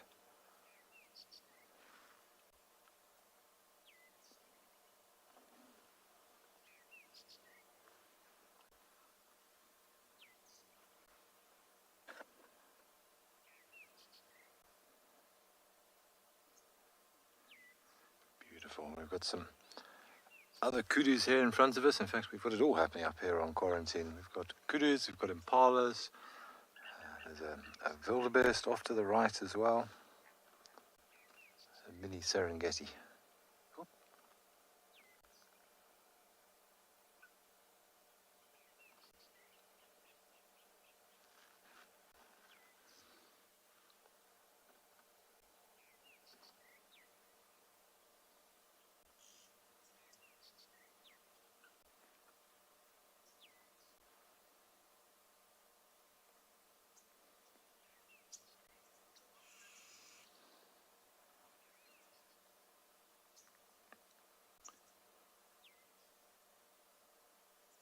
Spectacular scene up here. A lot of these animals, of course, coming together just for safety in numbers, more eyes, more ears. And they will often congregate on these open areas at night time for better visibility for predators.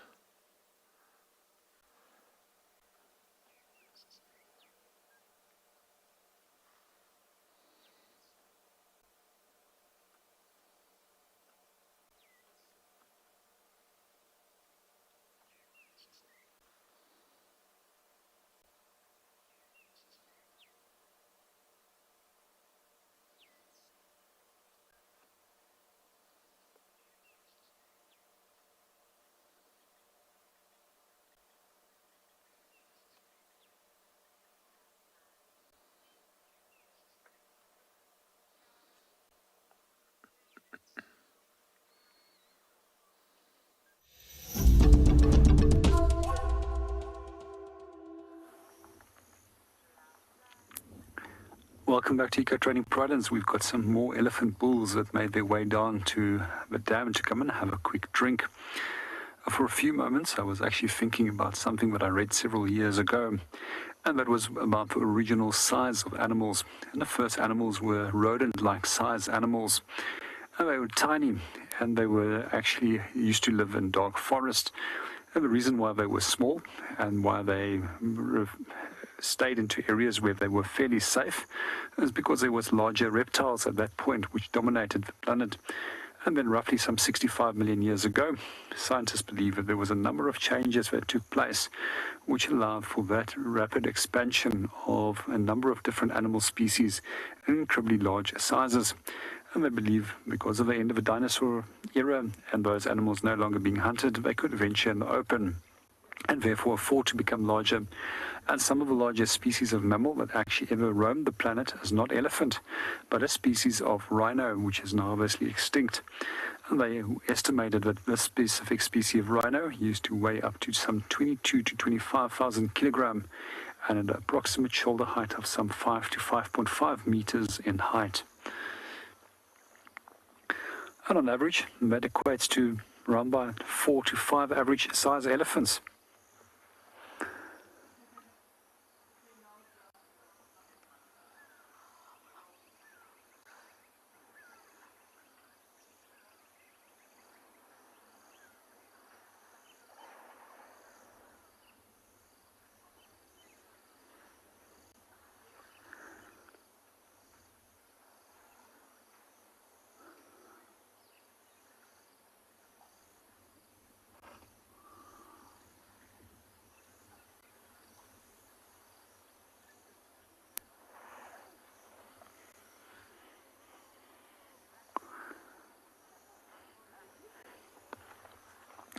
While we're watching our elephants drinking and seeing what they're getting up to, let's go and see what Cedric and his hyenas are up to.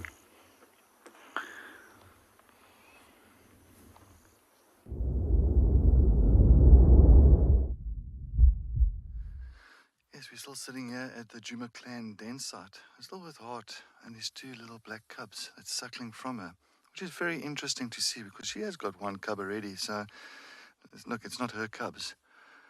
And I know Corky and Intima, they've had cubs, and they should be about that size. And they don't allo-suckle like lions do. Well, of course, the cubs can suckle from one another, or from, of course, females that's lactating in the pride itself. But in the hyena clan, it's known that they do not do allo-suckling. So I think at the end of the day, I think it's also to do with matriarchal line, maybe, just to show respect to the matriarch. But I know that Hart is very high ranked, so yeah, it's just a little bit confusing, but it's amazing. That's why, like nature, you can never write on rock. You can never say it is going to be like that, it is like that, it is like that. There's a lot of exceptions in nature that you have to really kind of just look and pay attention to. But, of course, we've got the other cubs that's walking behind us at the moment, so that's what's making all the noise. So it's scaring the 2 young ones off.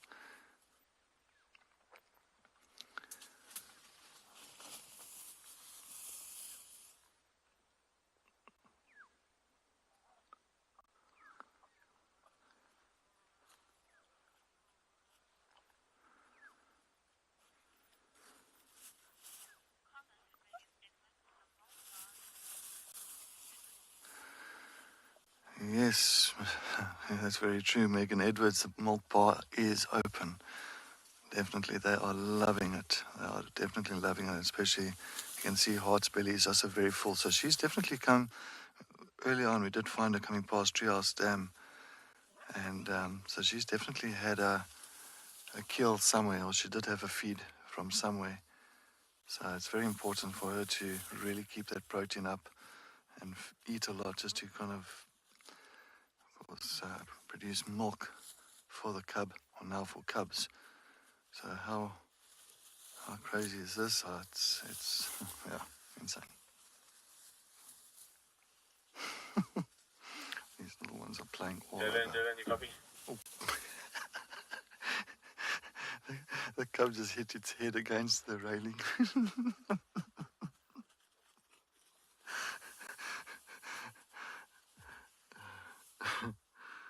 Oh, yeah.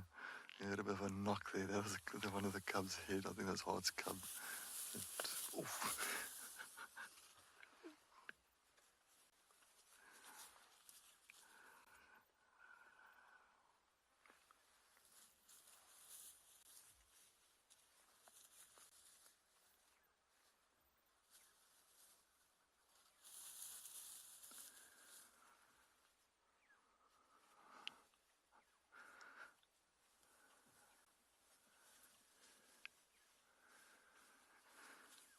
But yes, this is exactly the reason why it is so amazing and fascinating just to really get involved with a clan like this and to see the deeper side of things, to really see how it really works.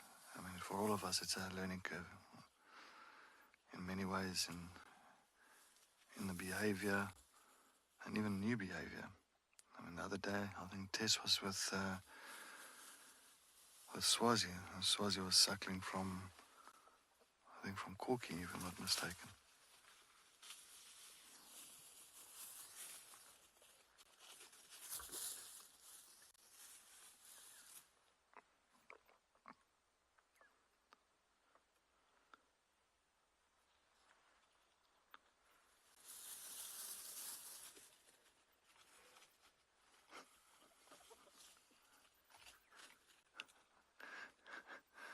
As you can see, it is playtime for these three. Absolute playtime.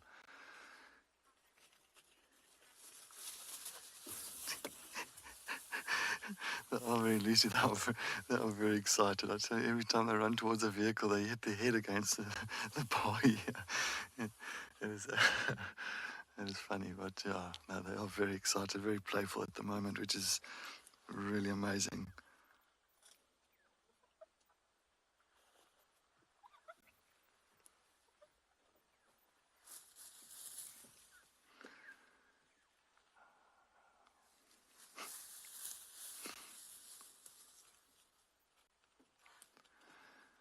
But that one cub doesn't look, definitely maybe a little bit younger than the other one.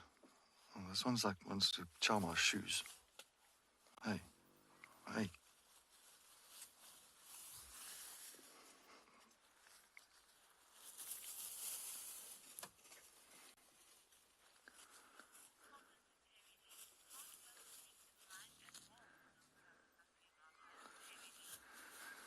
Terry Lee, no, not at all. I mean, that's exactly. Hart is not putting any defense against the cubs on suckling from her. She's not kind of pushing them away. She's really opened up. And even Hart's cub itself, it's just run past her head there now.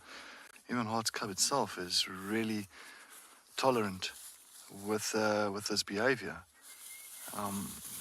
That's I'll say this is really fascinating to see that she's really tolerating them in Hart's cub itself. So, yes, really, that is so true.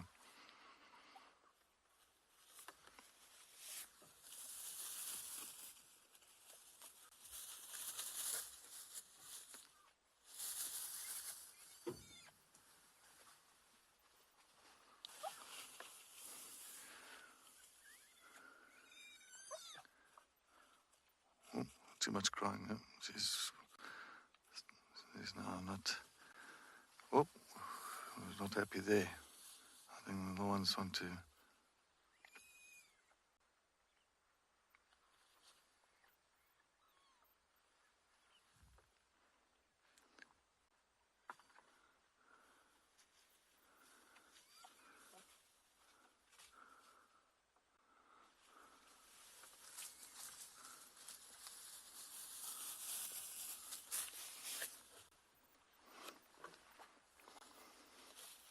can see she's also. I think the ones they're really kind of crying a bit there. I think she's just like, maybe she's like, no, maybe the milk bar is closed now. I still want to get in there, but she's not allowing it anymore.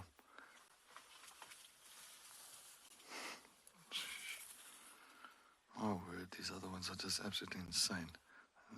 Okay.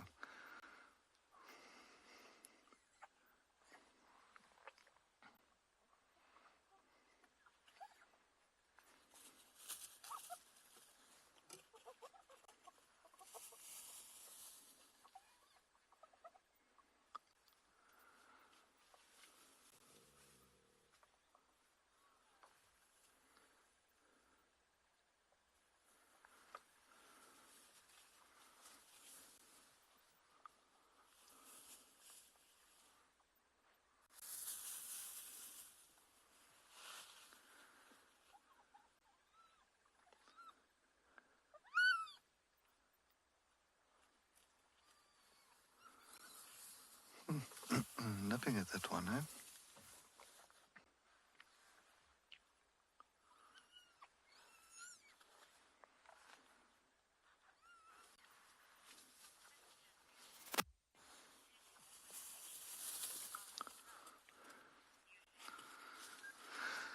Hey, Eli, Good afternoon. Thanks for the questions. Now, I think they're still very small to take all the nutrients or all the milk from heart itself or from heart's cub.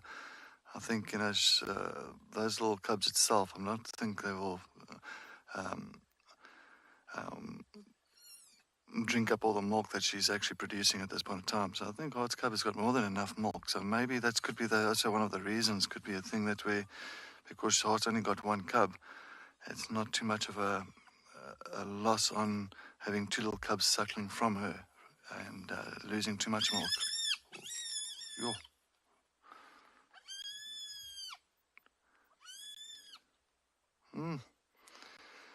Yeah, I see. Cubs have evidently they're not happy with each other itself, the very young ones.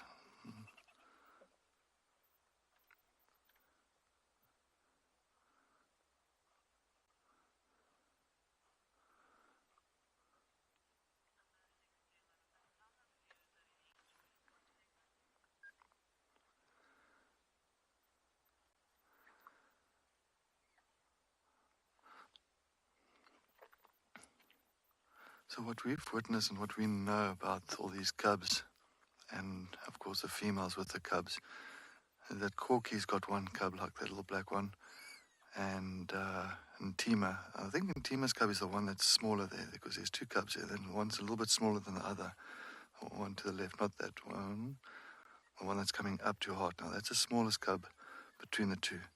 So that might be Ntima's cub.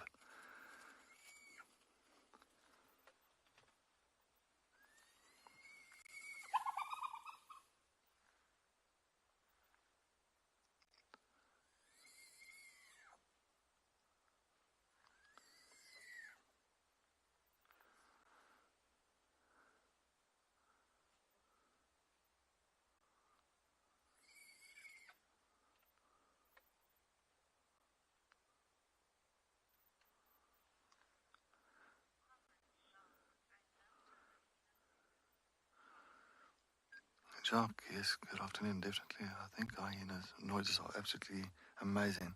Sorry, I don't want to put my voice up too high. That they've just got the two younger ones by themselves out here, closest to us. And Hart has just went to the other side of the den, or the termite mound itself. But yes, Jacques, definitely, I think hyena noises is always a typical noise for the African bush, especially nighttime, if you think nocturnal. And even the cubs, just that little squealing and crying for milk and for mom's attention. It's really an awesome little noise that they do deliver.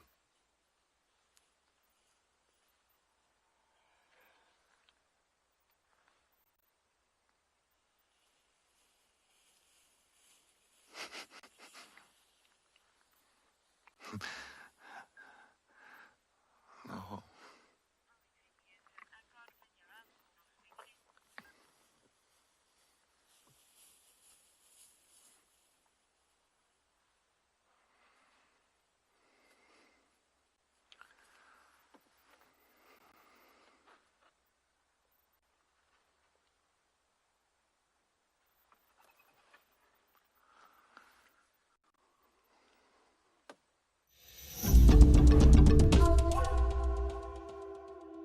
Alright, we're still sitting here with the den site. Hart has just moved a little bit further east away from the den site itself. So because there's the very, very young cubs that's inside of the den, not the two that's playing outside, that's Ribbon's cubs, but there's two very young ones that's really inside the hole at the moment.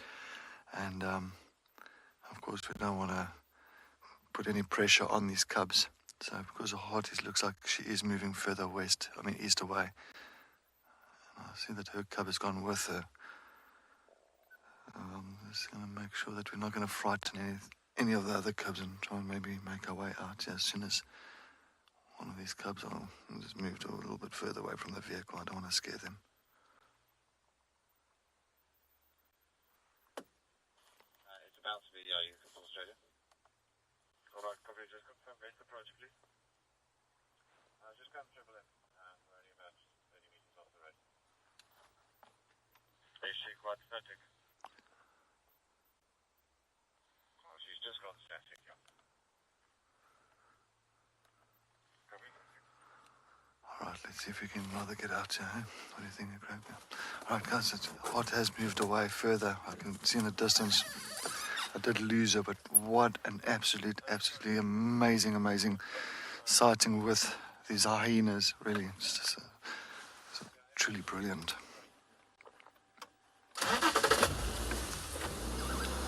Sorry, little one. Let's try and get out here.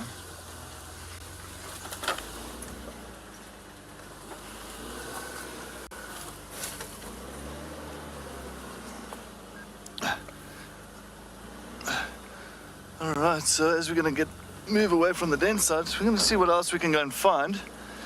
And see if we can maybe even go and try and relocate on the telemarties that Ben left earlier.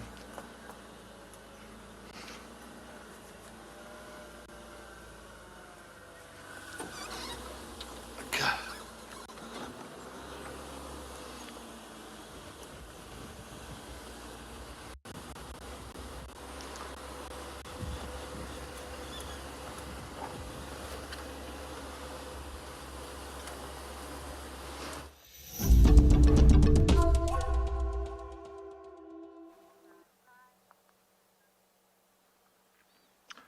Well, it's turning into one of those days. We left the Nkuhuma Pride just because all the other game viewers are obviously keen to come and have a look, and we'd had such an amazing sighting, and also with the weather conditions fading. And then we found Shadulu. She's just on Triple M, just north of Impala Drive, just lying in the block. She was watching something when we arrived, but she's settled now in the grass. But what a day this is turning out to be.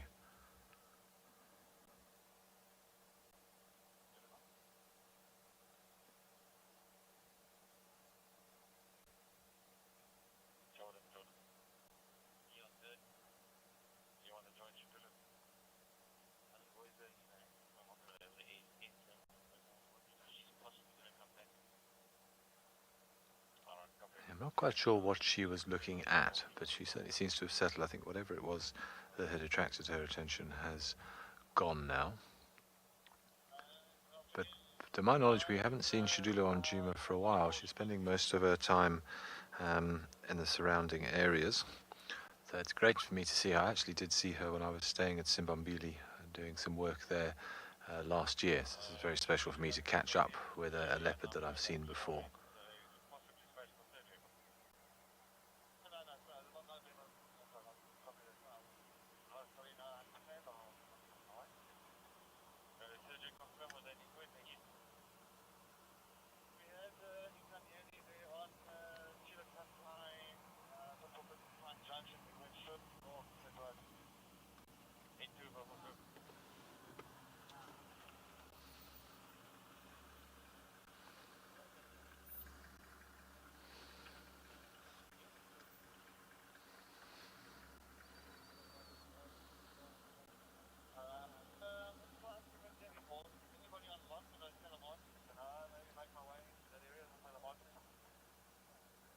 I'm sure, as some of you know, Shadulu did have 2 cubs, and she only now has 1 left after she tragically lost one recently.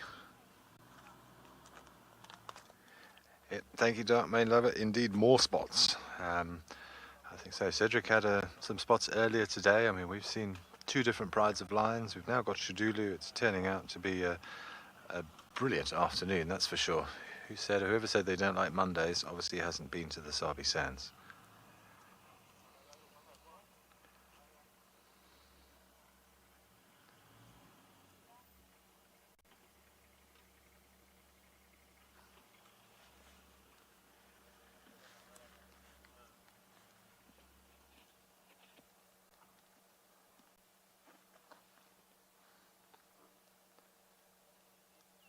Again, you can just see how effective that camouflage is. If she put her head down, you wouldn't even know it. And these animals can be so relaxed with people because they've been tracked on foot so often. Happened to me quite a few times. I remember one time we were tracking a female leopard where I used to work. She was very relaxed. She was the most relaxed leopard that we had on the property. And myself and one of the other guides were on foot tracking her, and we kind of given up. We couldn't find her anywhere, and we stopped off and we were just having a little chat to decide what we were going to do. And one of us happened to turn around and she was watching us in the grass from about 10 meters away, quite comfortably, just like this, head up, no aggression whatsoever, paws upturned. But we never saw her. We must have walked past her from 10 meters away. Normally with a more less habituated animal, they'll hear you coming from a mile off and stand up and want to see where you are or give you a warning. But she was particularly relaxed and just let us fumble around, probably giggling at us as we failed miserably to find her until she chose to show herself. But so one has to be careful, particularly with a mother with cubs. She's far more likely to be more aggressive and more protective, of course.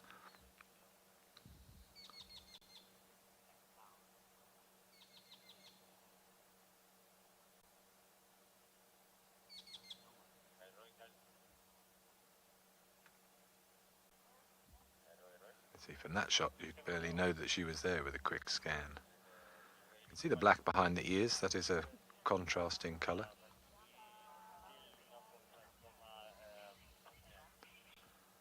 I know whether she can have more cubs. If I'm honest, I'm not sure exactly of Shadulu's age. I'd have to double check for you, but they can have cubs until quite late, certainly up into their mid-teens. And obviously it depends if these two cubs, or if her last remaining cub was to not make it for some reason, then she would come back into estrus very, very quickly. If she's successful in raising this cub, then she's not going to come back into estrus until that cub becomes independent, which could be somewhere maybe as long as 2 years. And then obviously depending on her age at the moment, that might make her less reproductively successful. But again, in my experience with leopards, it almost seems when female leopards get older, they seem to reproduce a little bit more quickly. It's almost as if they realize that their biological clock is running out, and they're trying even harder to ensure they can get one more genetic line out into the system. But if anyone can let me know Shadulu's age, I'd be very interested to know. I've probably got it somewhere, but I know our viewers are so knowledgeable, you can all probably also help me out.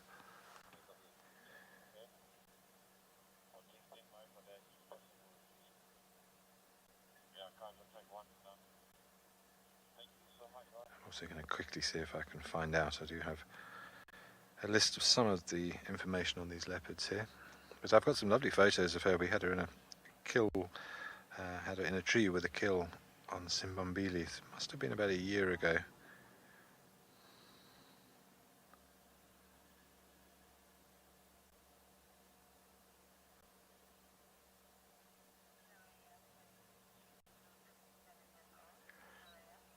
Oh, thank you, Shreya. So she's 7. Then if she's 7, yes, then she definitely got a few more litters left in her. For a female leopard out in the wild, obviously here life expectancy is often a little bit shorter just because of population densities and competition and the density of lion and hyena populations as well. But I would still expect a leopard to get to around about the age of 15 out here, 15, 16. So she's probably only halfway through her lifetime.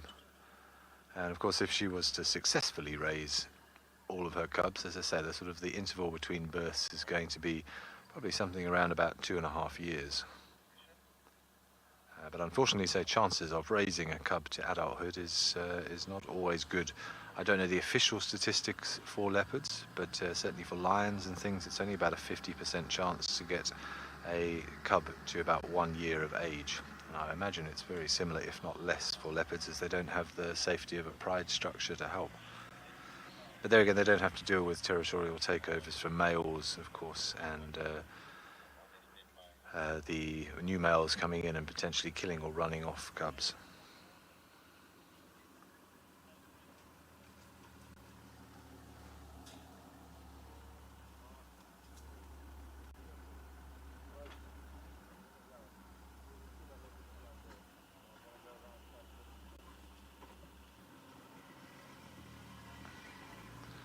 Okay, we're going to sit with Shadulu a little longer, and hopefully she gets mobile further east, deeper into Djuma. That would be great. If she goes back west, then we're not going to be able to follow her over the road. But yeah, let's send you back to JP, who I believe has got lots of elephants.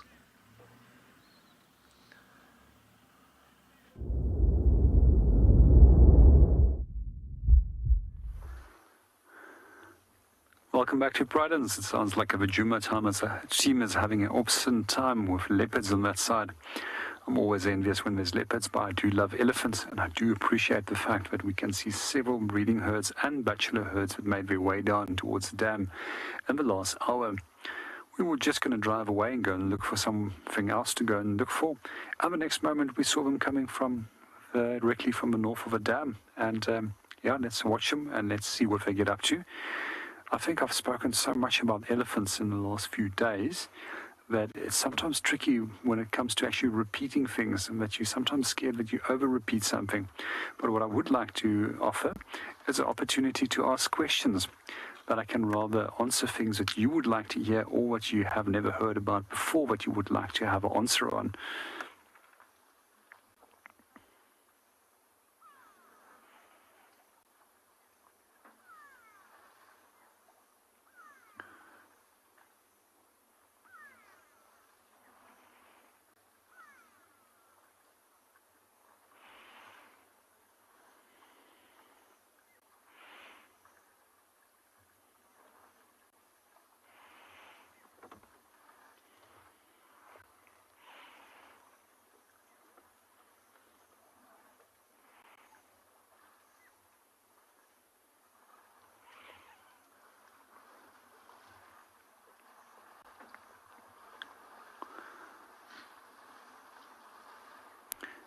Good evening, Gabby, and welcome to the show. I've never really given it much thought about why they bunch up so closely, but I understand when they bunch up closely with a lot of little elephants, it's protective behavior, and it's most likely still a protective behavior even when they, as a group of large individuals will also then group together like that.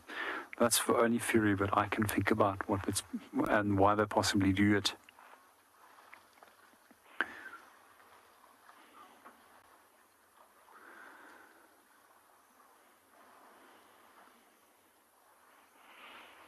In general, we find that they're not too concerned when they approach waterholes. However, if they do smell things, such as lion, they do become very upset very quickly, especially if it's females with young. When it's bachelors or bulls that are on their own, they very quickly will actually go and seek out those lions and then actually chase them. And the same goes for leopard.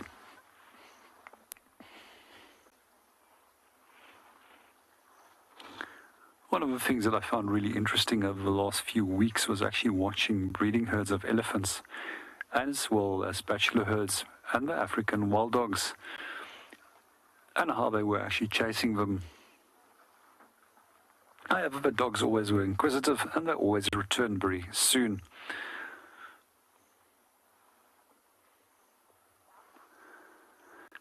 Good evening, Laura Moore, and welcome to the show. And yes, it does almost look like they are standing on top of the water.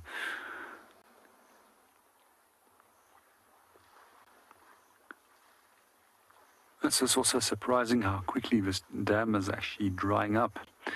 I wonder how much contribution the elephants have done in a single day and how many liters of water they would actually take out of this dam. It would be very interesting if there's actually you could figure that out. But the most important thing or contributing factor to actually loss of water, that is heat, as well as wind.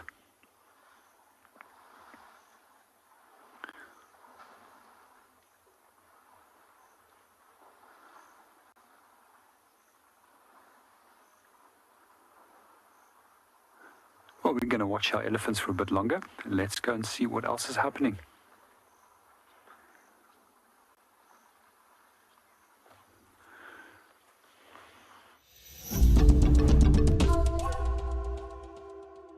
Back. Yes, I'm still looking for the Talamatis. So I'm just want to see. I've got a feeling they maybe moved off. I want to see if I can pick up on any tracks here. I just don't see them. They had them. They got them. You know when I said earlier when I introduced my camera op, Craig? He is Eagle Eye Craig. Eagle Eye Craig. There they are. Oh, they're practically on the road, but anyway. Well done. Yeah, it looks like it is getting a little bit cooler. The sun is setting. The sun is set. Oops, sorry about that. Don't worry, it's just me arriving. Beautiful golden light that's slowly but surely going in there. Okay, I just want to quickly get out here. There we go. Just trying to figure out what this pole. I don't want to put this pole in our picture. We'll have this pole in our picture. So, all right, here we are back with the Telemarties. Still very much still resting. Still a little bit of the daylight left. The last bit of snooze. Of course, slowly with that beautiful golden sunlight still coming through, hitting some of them. But you'll find once it starts cooling down, he'll get definitely more activity very soon. Won't be too long from now. A bit of yawning happening. Oh, one of them did yawn. But yeah.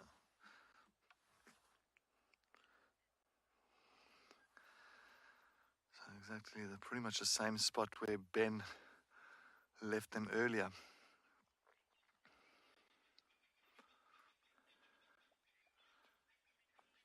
Oh, yeah, elephants bubbling just to the north of us. Not bubbling, but sending some gas off.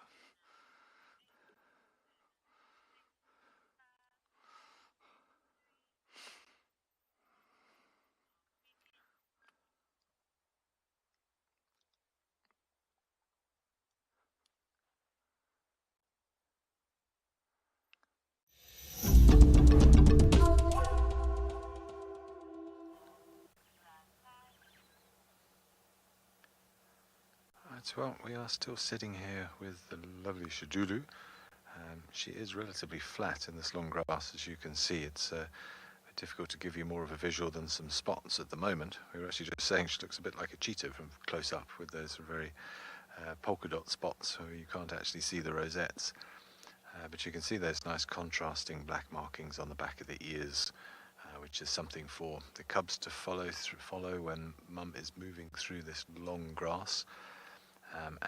If we could see her tail, she has that white on the underside of the tail, which she carries quite high, and that is very much something that the youngsters can key off of as well. You imagine if you're a little tiny leopard cub trying to follow mum through the grass, which is waist high on a human. It's not easy. So it's nice to have a contrasting marking to key off of.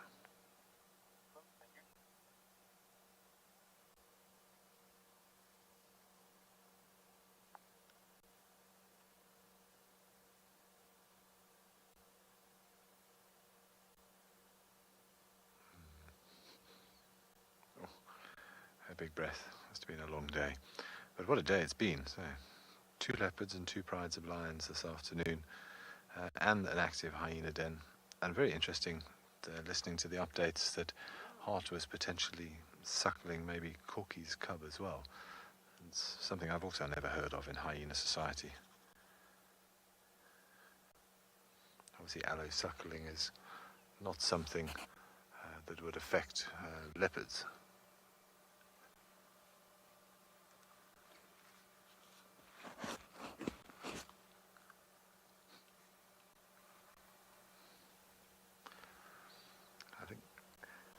G just wants to try. We've got a little tiny spider who seems to be spinning a web.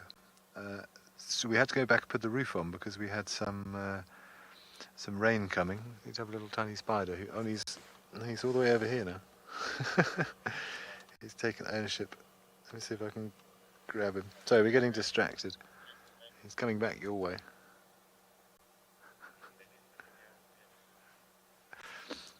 We're becoming one with nature. Spiders are spinning their webs. We're trying to see what it is, but it's very difficult to see.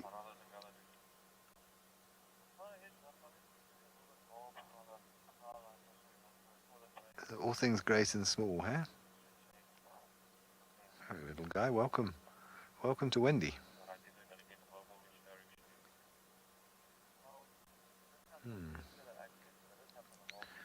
It's difficult to give you a species level. There are, of course, so many spiders out here, but if I'd have to guess, I'd say it was one of the field spiders.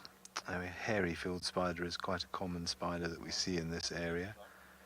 They've often got a little bit of orange on their abdomen, which I don't see, but they also do have those sort of banded legs. But there are many spiders, many of which have probably never been formally identified or categorized out here. If you take just the jumping spider family, the Salticidae family, I believe there are over 50,000 species or something ridiculous. So it just goes to show how much diversity just in the arachnid I said domain or kingdom, but that would be wrong taxonomically speaking, in the arachnid order that there are.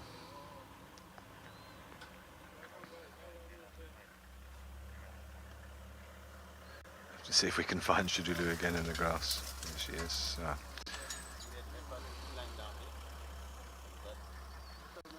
I just had another vehicle move in, which just caused her to shift a bit.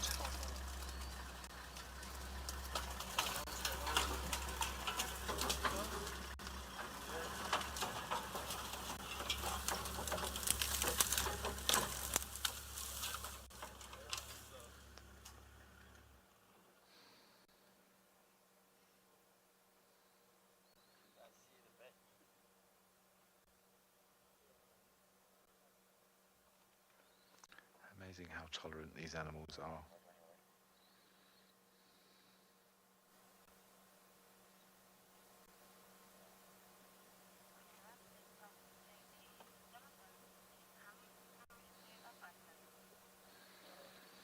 Alright, we're going to sit with Shadulu. I don't think she's going to be doing anything too soon. Let's send you back to JP with all of his elephants.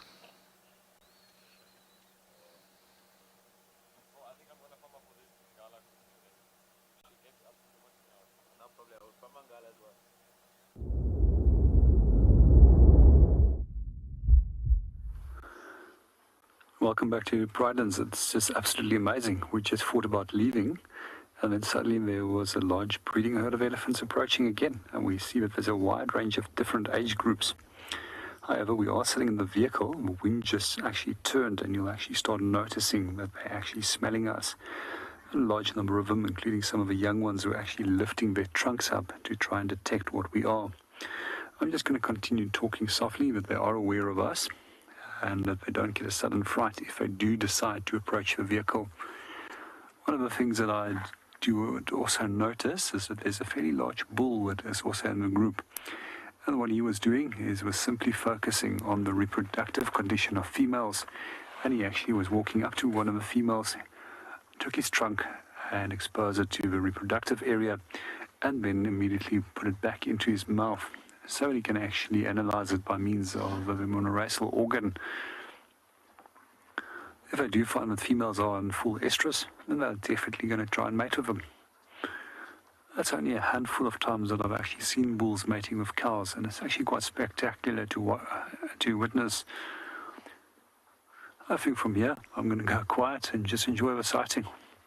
That's pretty amazing to watch all these small elephants coming in. A bull that's now almost directly in front of a vehicle, very easy to identify. If you look at his right ear, there's several little, almost look like bite marks where there's been hooked on branches. And then it's also formed quite a characteristic round hole in his ear where a branch most likely have penetrated, or possibly a tusk of another elephant. I often see him in this area.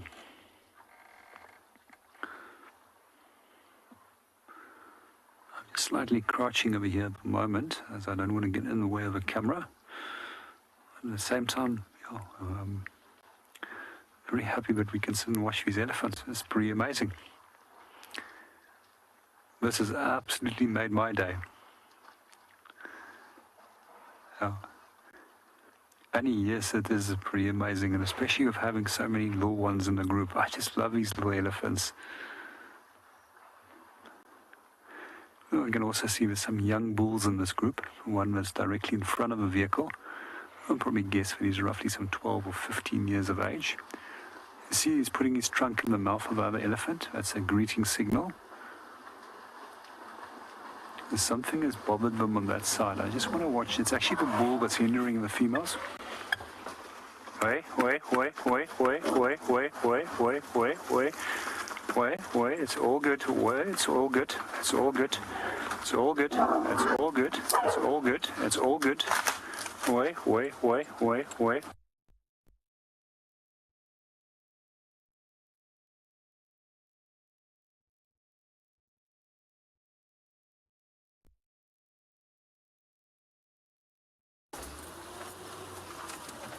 Yes, guys, we're just trying to follow the Telemarties. But it's another, a little bit of aggression from the one male here, all of a sudden. I don't know why, but they're all moving towards this one side here. I just want to see what's happening here. So there is a young male that's just behind him. I'm sure that he's, of course, also from the pride, but he's just showed a lot of aggression to the one female now that when she approached.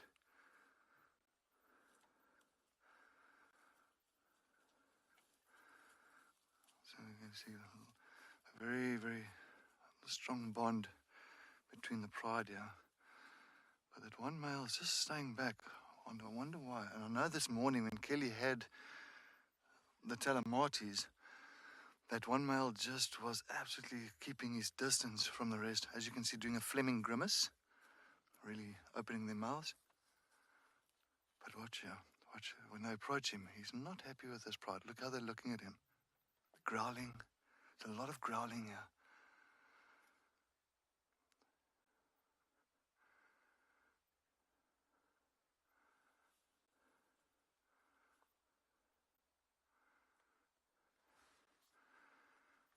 Of course, well, they're just sniffing here where this male was.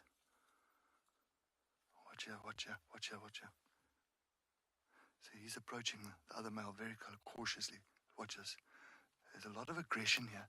Look how the other male's going down, almost like a very, almost getting ready to like be submissive or become aggressive. But I just want to see, and they have a lot of Fleming grimace here as well.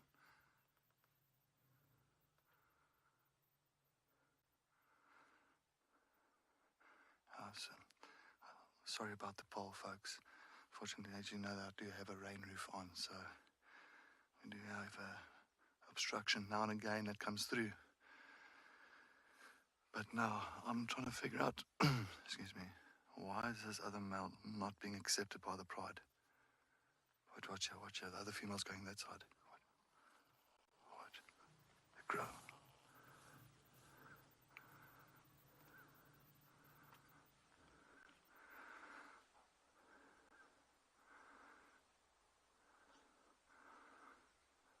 What's happened with his dynamics? I'm just trying to pick it up. What has happened with his dynamics? Why is he not happy?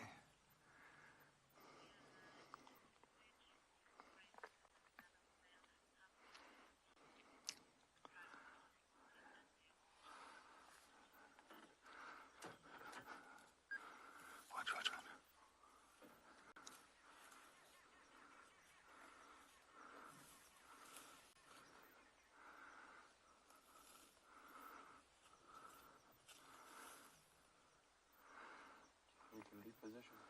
I think you'll try and get there. Ooh, yeah. All right. I'm trying to. Okay. So I'm going to try quickly reposition, guys.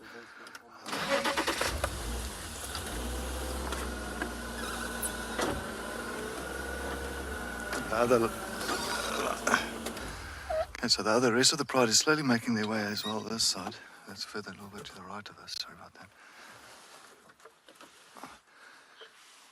But as I said, this is a very interesting dynamic because I know that the Telemarties have got the two young males that's been hanging around with the females for most of the time. Now, I haven't seen that male that we're looking at now.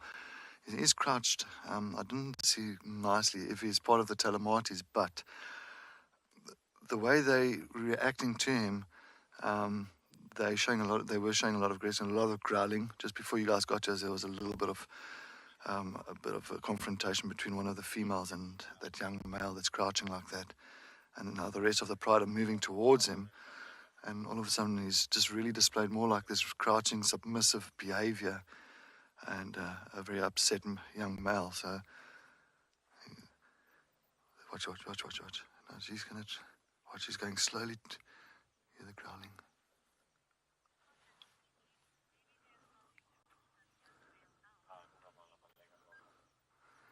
Kiki, that could be.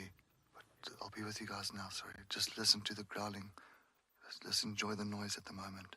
But that could be very possible. But I don't think the females would do it. It's usually the males, your dominant males will be the ones that push their sons out.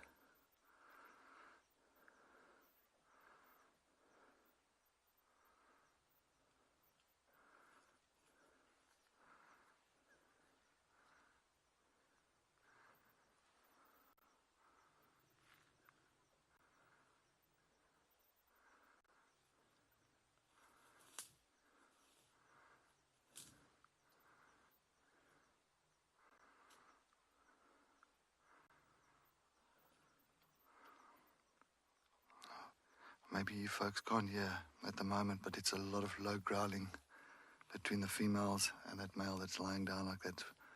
A lot of audio here at the moment, but very low audio.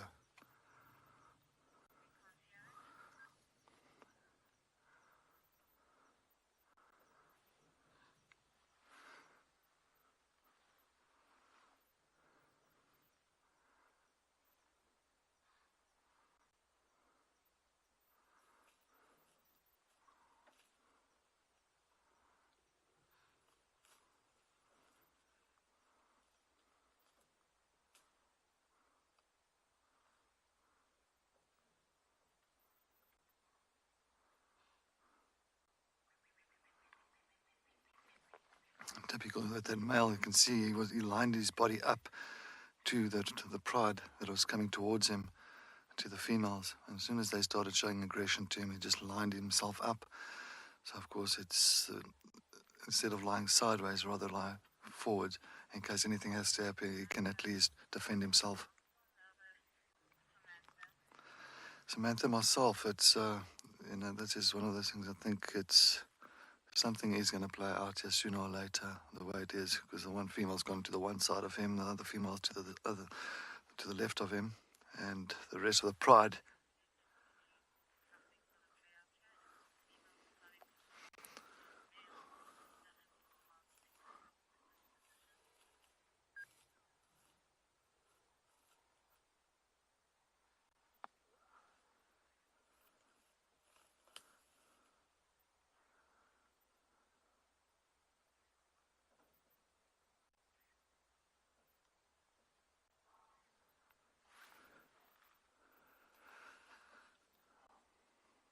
I'm just trying to think, because I know, like this morning, as I was explaining earlier, that Kelly did say that she had that one male that was like kind of far away from the rest of the pride, and it's exactly the case again. So, and what happened during the night, or what happened in the last day or two with this young male, only time will tell, and just to kind of really ID him as well, and to see exactly where he's come from.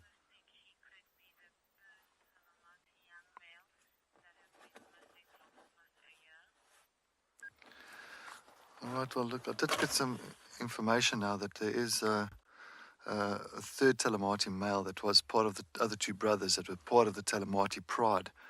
And apparently he's been missing for a year, so maybe it's the first time they actually like really bumped into him or locate him like this. And that's why the aggression is there, but it's not over-aggressive. It's not full on, the whole pride is going for him. So I think it's more kind of just figuring out each other.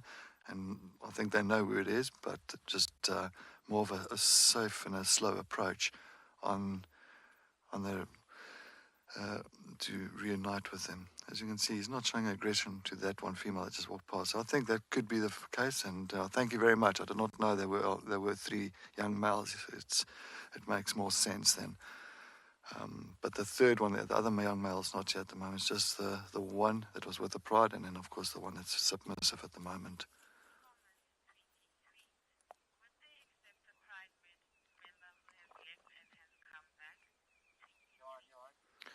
Tweety tweet, that's affirmative. They will definitely accept the pride member again.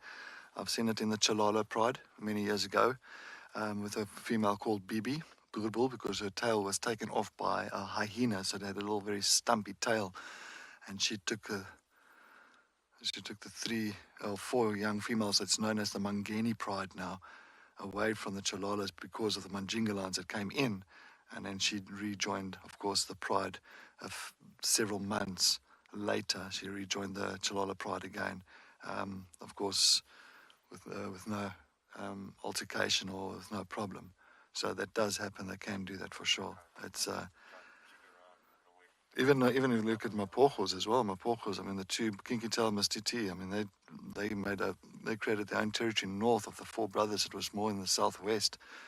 And when Kinky Tail got killed, old Mr. T went to go and join his brothers back in the southwestern area, and they accepted him with open paws. So yeah, but that is, you can just see now how the whole dynamic worked out now. So definitely, I think that's why he's also, I think maybe that's why this morning when Kelly found them, I think that's why he was just slowly trying to get into with the Pride.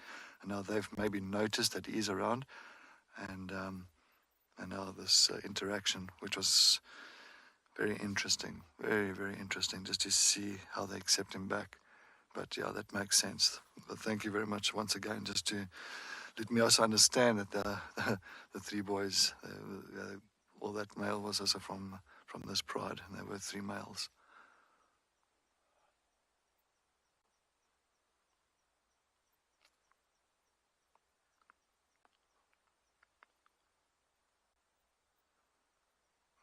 Are they direct brothers? I'm not too sure on that.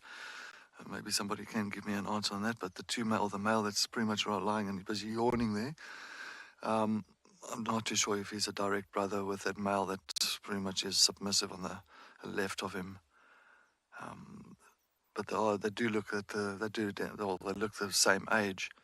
So maybe that's why he's hanging back, and the rest of the females gone back to the rest of the Pride that's just to the right of us, back to the power lines area, to the road.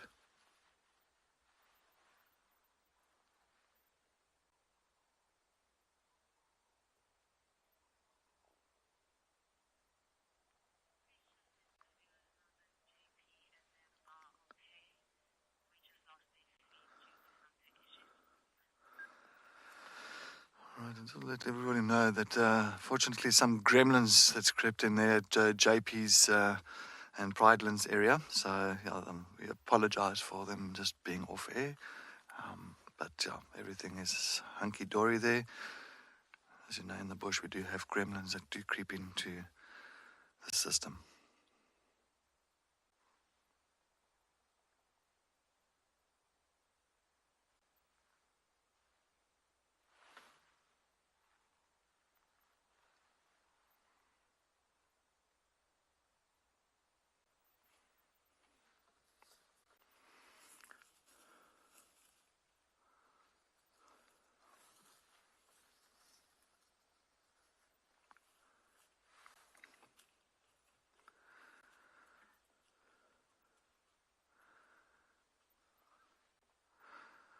Clearly, of course, they just investigated that male. And you see now he's all of a sudden looking where they're going. I wonder if he's going to follow. All of a sudden, has he kind of, is this where the acceptance is? We can rejoin, or is there still tension in the Pride with this young male? I guess only time will tell.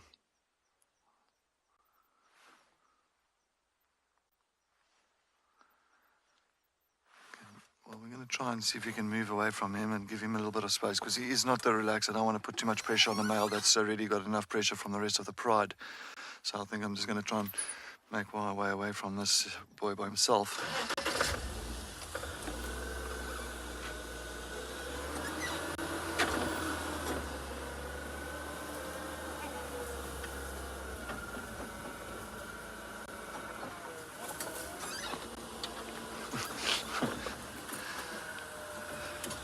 Sorry. All right, well, we're trying to reposition ourselves and get everything right here. Let's head back to Ben, sitting with Shadulu.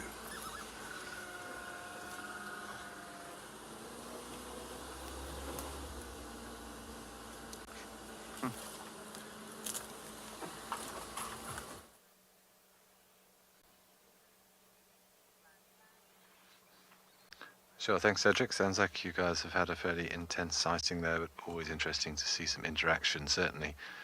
Obviously, not something we get too much of with leopards being a solitary animal, but the magnificent Shadulu has moved out of the long grass. She's currently lying on Impala Drive. She has come east into Djuma, which is fantastic news. She looked as if she'd showed some interest. There are a couple of Impala off in the bushes, but we can't see them now.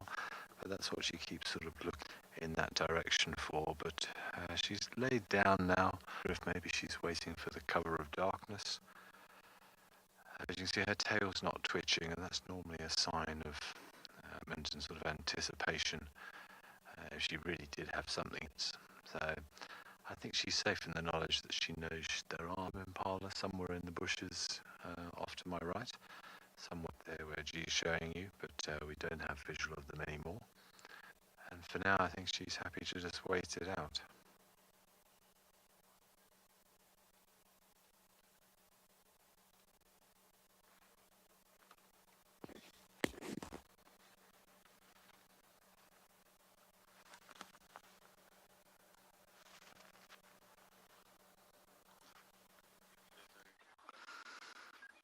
Okay, so we just repositioned here with the telemark.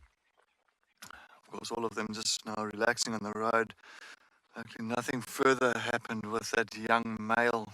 Now, just to the, he's not far, he's about maybe 10 meters from the rest of the pride here, just to the side. I think this is going to be one of those moments where we can't see if he's going to rejoin with the rest of the pride and how they're going to react.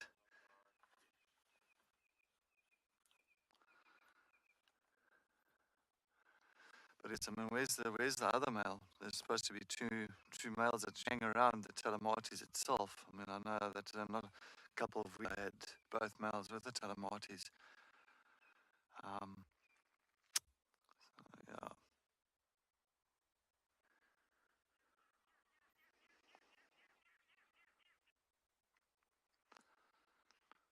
Slowly but surely, the sun is setting. He's getting definitely nice and cool. Just hoping that this pride can turn us down tonight. So tomorrow morning we've got a fantastic sighting.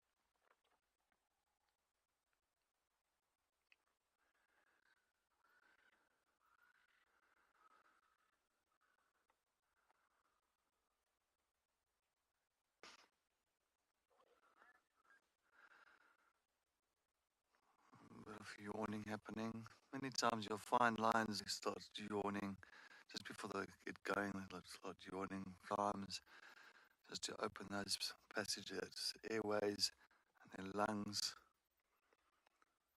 As well, a bit of self-grooming, allo-grooming before they start moving around for the night and patrol their territory and hunts.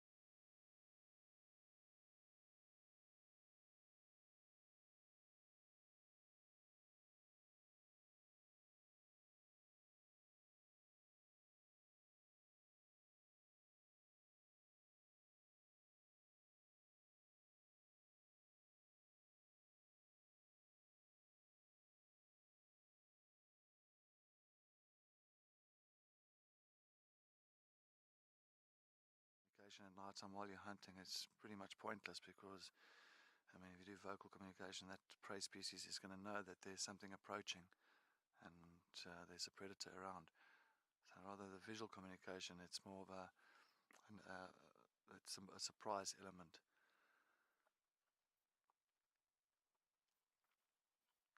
And you can see also the bond is really close between the pride members, and they really need to keep that bond strong as they do assist each other in bringing something down and assist each other for holding a territory and looking after cubs. So lions is very much of a social cat. I'll quickly jump onto the radio here. Standing by. Confirm your log, please. I'm at the junction of power lines and Impala. Any activity, anything happening? Yeah, there's a bit of activity. The heads are up and are grooming and all. So yeah, so there is space for two.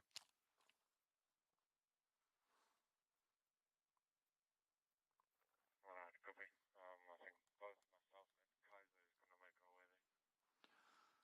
there. Copy that.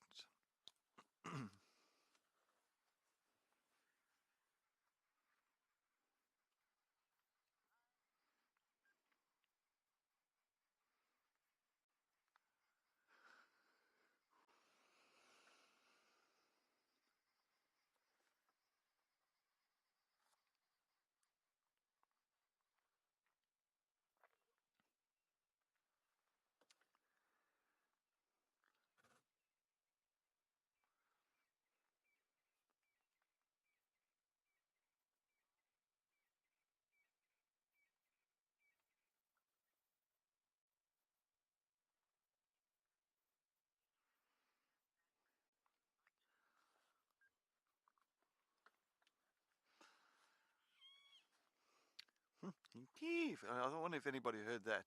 That was a golden-tailed woodpecker. Keef. Beautiful woodpecker. No visual. No visual on it, but nice, beautiful. Always an easy way to identify it. Think of a key, like a key that you put in a lock. So key.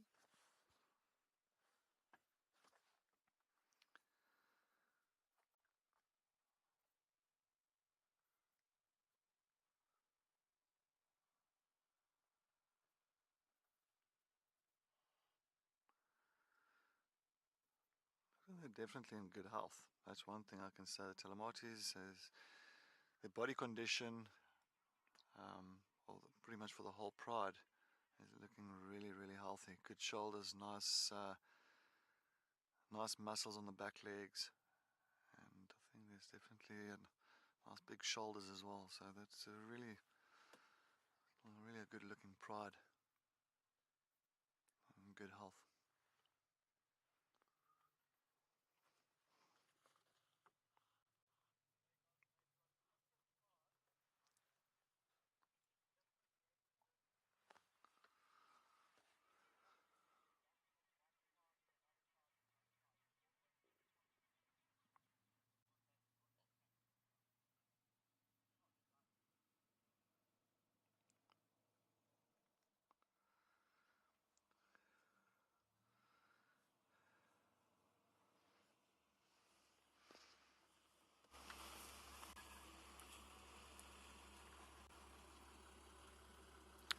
Right, while we sit with the Telemates, a couple of other vehicles have just joined us here.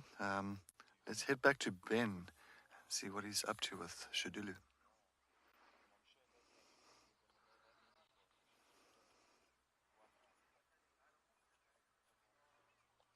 He's going to have to stay up in the gum line.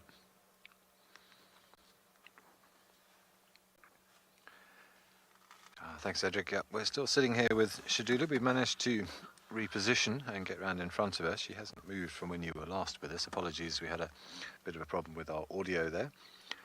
She's still lying on Impala Drive here, sort of vaguely showing a bit of interest in what is off to her right or left as we're looking at it. I can actually see an impala through the trees. She's probably only about 50 meters in. I don't know, Gert, if you can you see that male impala about 10 o'clock from us? Looks like a young male in there. Again, please excuse the bars, guys. We've just got the roof on. It's okay. So look, there's the impala, and she's sort of vaguely showing a little bit of interest. But so there's no tail twitching. So there's no way she could see the impala from where she's lying. But she knows that it's there. I think there's two of them in there. I think she can hear them moving and she can smell them. And I'm sure she's just biding her time until darkness, when she very much has the upper hand.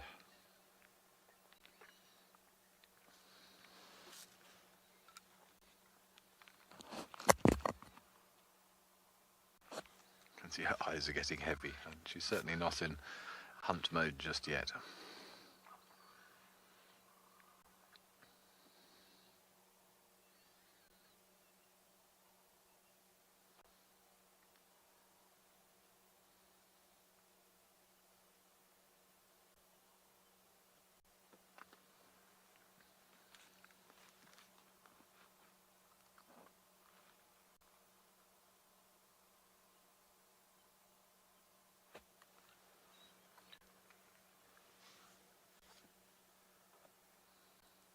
Oh, look at those very nice white eyebrows that she's got.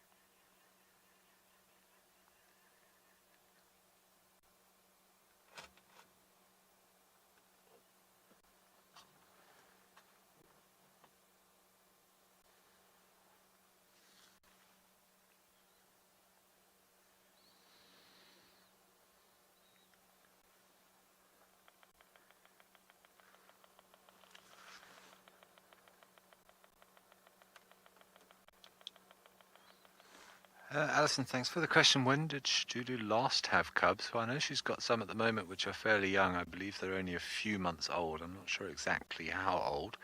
And I'm afraid I don't know when her previous litter was. Say, I haven't been here all that long, so I don't know the full life history of these animals, but I have no doubt that somebody watching will be able to help me with that. So if anybody can shed any light on that question, please feel free to send in the answers. And I'll try and let you know, Alison, but I'm afraid I am not too sure myself. The nice thing about the Sabi Sands is there's such long family trees of these animals, because there's been tourism here for close to 50 years now, and they are probably the most heavily researched leopards in the world in this area. I mean, some of these individuals have got family trees going back sort of 5-6 generations.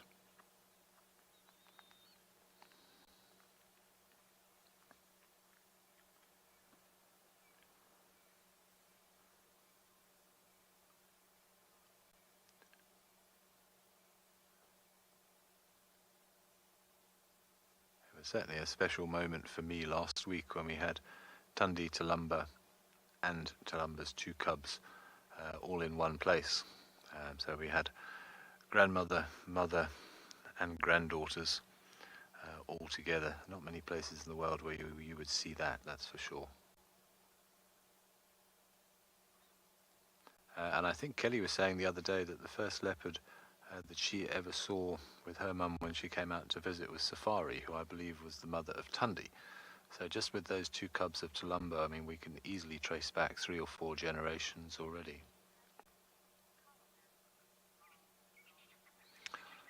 Oh, Laura Moore, you're quite right. She is having a kitty power nap. I like that, very much so. But her head is up. She's still aware. She hasn't switched off completely. At not one point has she gone flat. I think she knows that she needs to hunt, and she really is just biding her time and taking a few moments to compose herself until the conditions are very much more in her favour. Of course, her nocturnal vision, the size of her pupils, the amount of rhodopsin, which is the enzyme in her eyes that help the rods function, which enable her to see in the dark, that reflective layer at the back of the retina, all primed for nocturnal hunting. And whilst the impalas can still see in the dark, If these clouds remain, and it is forecast to cloud over this evening, it's potentially perfect hunting conditions for the cats. Without the moonlight and the starlight, the impalas can't see anywhere near as well as they could do otherwise in darkness.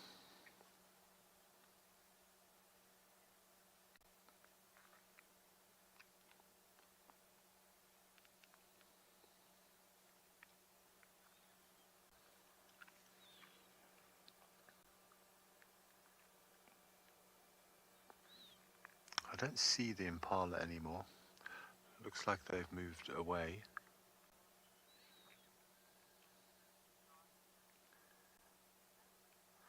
Thank you, Kimberly. It sounds like previous cubs were born in May 2021 in Aratuza, but she lost both of those. And unfortunately, she's lost one of her latest two as well. So as I was saying before, it's not an easy task bringing up leopard cubs, especially as basically a single mum. She has to leave them in den sites for long periods of time when she goes to look for food for them. And they are then at the mercy of lions, hyenas, pythons, birds of prey, other snakes, a lot of things out there that would like to take a defenseless leopard cub, unfortunately. And of course, other leopards.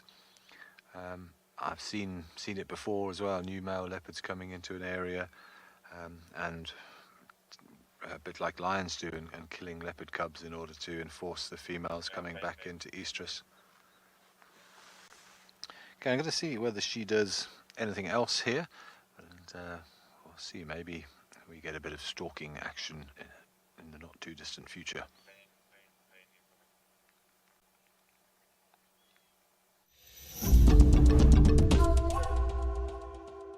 Welcome back, folks. Welcome back. I'm still sitting with the telemarties, or not sitting with them now. We're actually mobile, along power lines, heading straight towards Triple M North. So they are heading back west.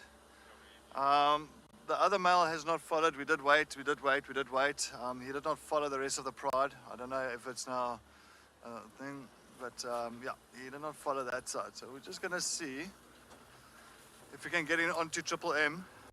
So we're just going to follow around here. Going to do a little bit of off-roading quickly, and before they do cross over. So just yeah, hold on there. Just hold on there. Hold on, Craig. Just don't fall off. Won't be a good thing. No, just hold on. Oh shucks, I missed that one. Do you think I can get through there, Craig?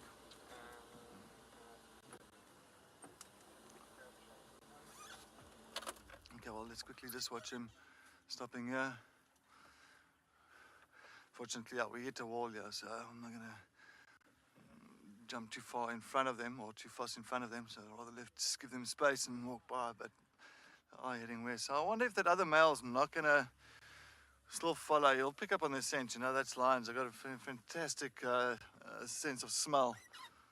So, but anyway, guys, we're gonna try and get around further a little bit, do a little bit of a wider berth, and we'll see what we can get before they cross. Oh, sorry about that. My bad. We're on in low range at the moment, so in powerhouse. Okay, let's just Craig, just hold on now. Make sure you don't bump or fall off. Oof, there's a big log there. All right, so I'm gonna get there. Slowly but surely.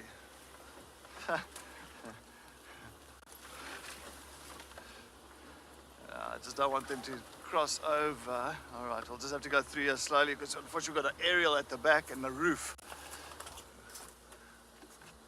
Oh.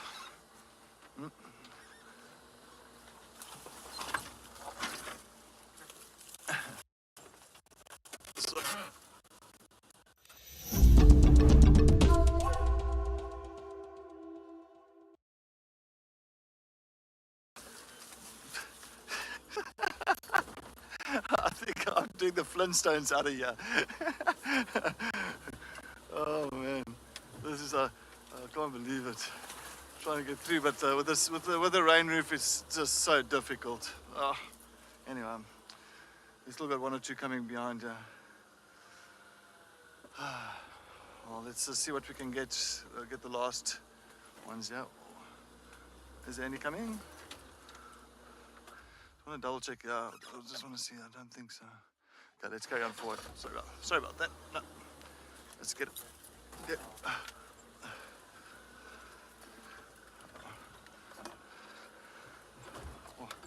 All right. We're going to go into IR. Just very shortly, we are going to go into IR and infrared. So, of course, we do have that to our disposal, which is absolutely amazing. So we can actually view them at night time without actually shining. But you'll find that the other vehicles with the lodges, they don't have IR, so they do use spotlight. But it's not too bad because your nocturnal animals like your lions, your leopards, hyenas, they can regulate light flow. So if it's too much light, they reduce it. Too little, they increase it. There's the crystal reflectors behind the people. Yeah. Now I want to try and get to Triple M. See if I can get there.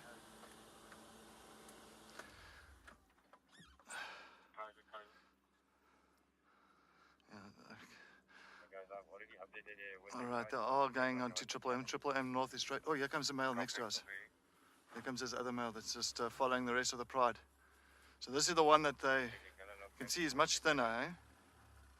It's definitely much thinner compared to the rest of the pride. So of course they're just gonna. He's just following. Okay, let's just go a little bit forward here. I see. Look how he keeps his distance. He looks at them. He's following them. They know he's there. But of course, this is a confrontation that they had earlier. It's definitely,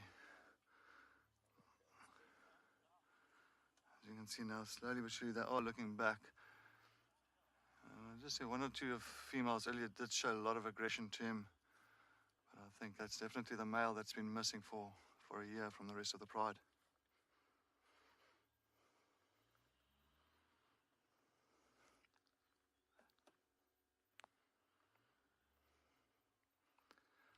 So just other vehicles just repositioning that side, because if they do cross over Triple M North, I'm going to head in straight into Simombili, Arethusa area. And at least I can just keep the other people or the other lodges updated about their movements.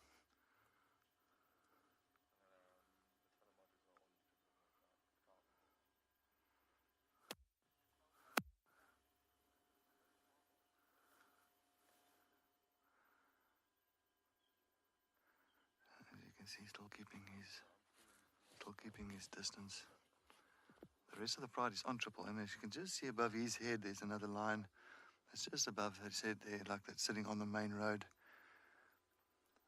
So that's why he doesn't want to move any closer or any more forward, because he knows that he's going to have a bit of a confrontation with him.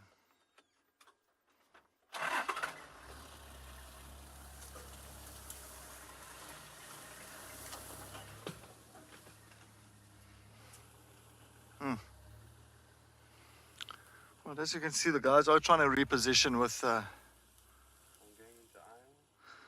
other vehicles, but yeah, we are going to go into infrared so we can view them at night time.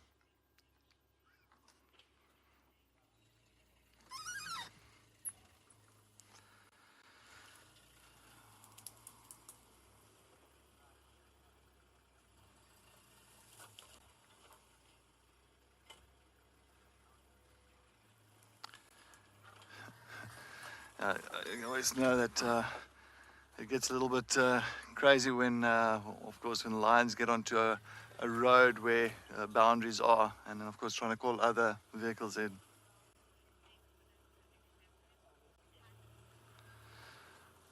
Good evening, Pat. How long will they take to accept me? Look, Pat, I'm not too sure. You know, it'll be different for every pride. It depends on how long they've been away, how long he's been away. What's the relationship to the pride itself?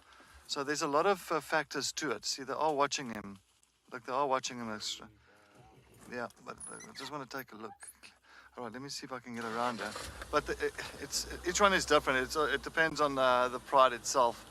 I mean, sometimes I've seen it happen over a day, sometimes longer, sometimes they don't accept them. So it depends on the dynamics of that pride. But of course, you can see his positioning is very low. So I just want to go a little bit forward. I want to show that his positioning is very low. He's got the typical submissive behavior once again, like we saw earlier. Is like his head held low and real submissive to the rest of the pride. So they're not too far in front of him. They're maybe 10, 20 meters in front of him.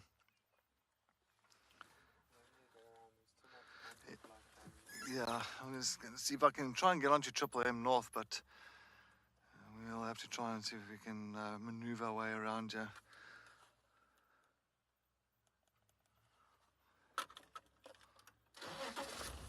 Yeah, let's see. Let's see. Let's see if we can get around him. So, mate.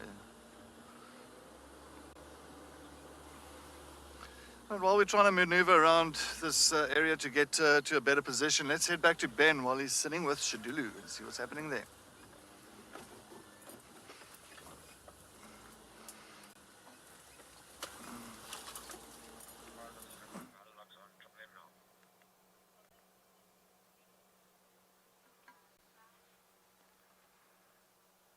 Thanks very much. Yes, Shadulu is indeed beautiful, but she has not yet moved. She has got head up. We had a little groom. We've looked around, but we haven't chosen to do a great deal more than that. But it is getting darker now. As you can see, we've gone into infrared. But she is still static on the road. Haven't heard or seen the impalas, but obviously with the light fading quickly, it's very difficult for us to see now. She most definitely has the advantage. He's a little beetle crawling across the road behind her. I'm sure she heard something there. You saw her head spin around.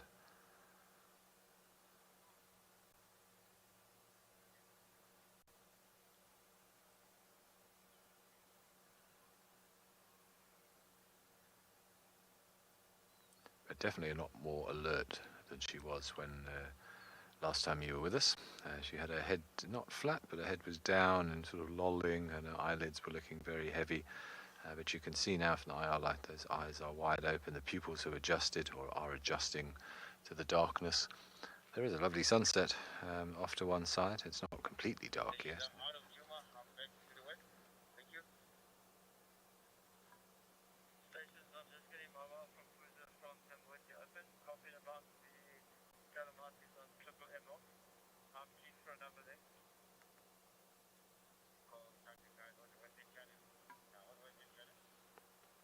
Having said that, the eyelids are getting heavy again.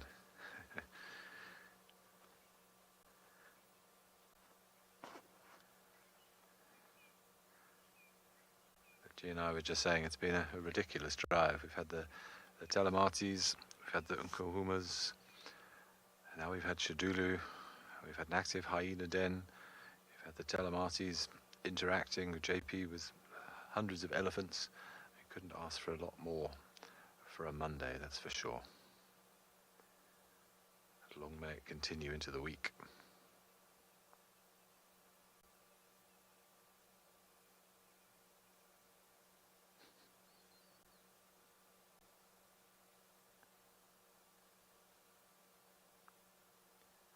A little bit of an evening chorus. Had one or two night jars. You can hear the red-crested korans in the distance. The Franklins in the spur fowls are giving their evening chorus.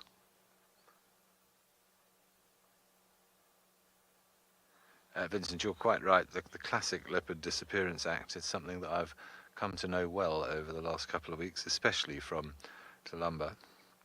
But we have been very fortunate this evening. So when we first found her, as you probably remembered, she was lying in very, very long grass.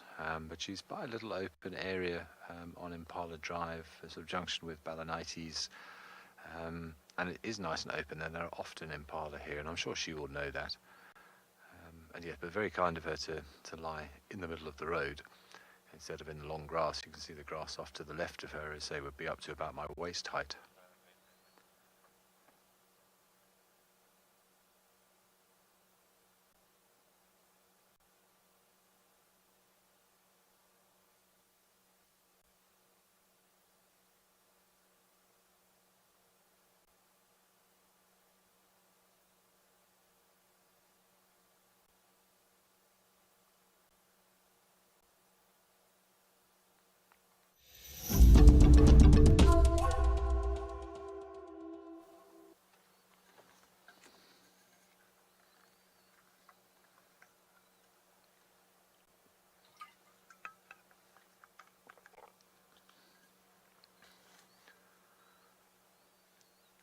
still have one very relaxed leopard. Shadulu is still enjoying a very lazy start to the evening, lying in the middle of Impala Drive.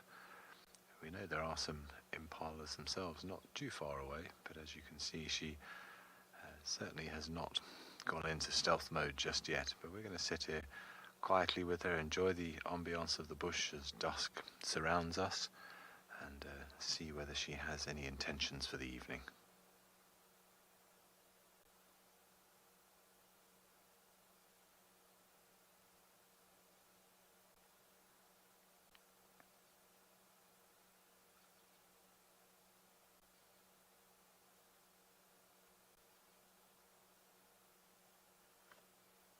Oh.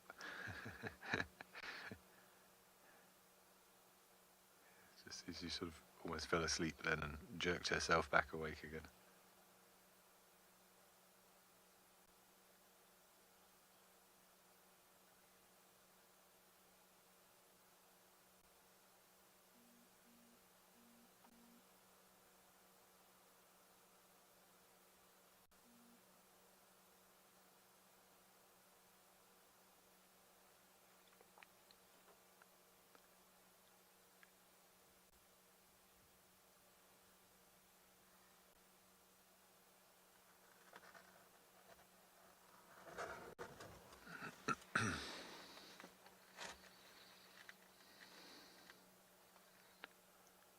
Love the views this infrared light gives us.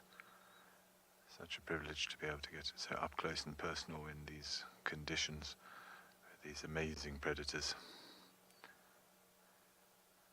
And I wonder what she will get up to this evening.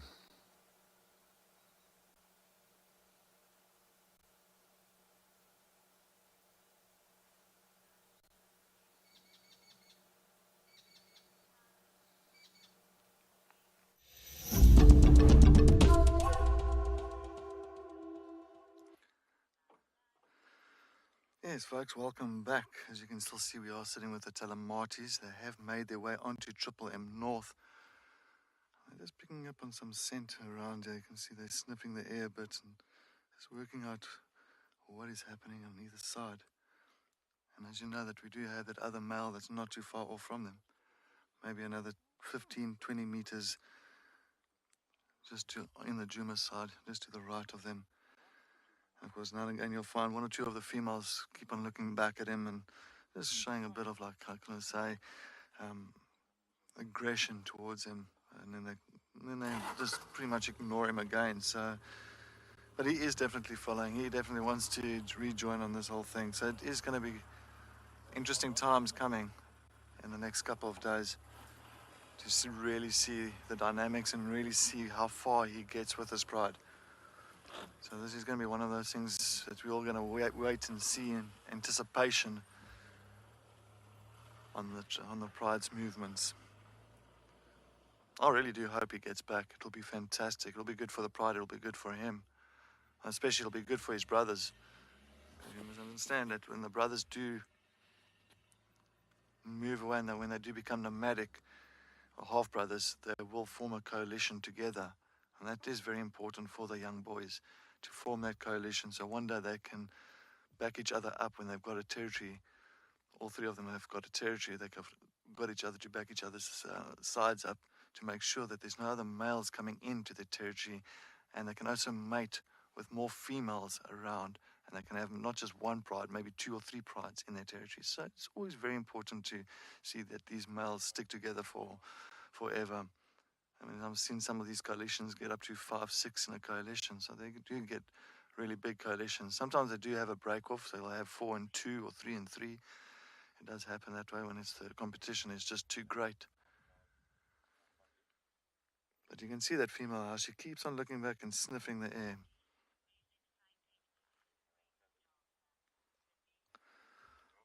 Yes, Cindy, good evening. Yes, I think today was spectacular. It's like our first drive back, and got fantastic hyenas and the cubs and Telemarties. Ben got also the Telemarties and then Kuhumas, and of course Shadulu. And of course down in the Pridelands, and JP got some nice, beautiful elephants that side. It was a great general game all round. So yes, it has been a fantastic, fantastic sunset safari here in South Africa. Once again, always have a magical sunset that did happen, but there were so many things happening that we couldn't really even get time to point the camera to the sunset. But yeah, it was really a fantastic day.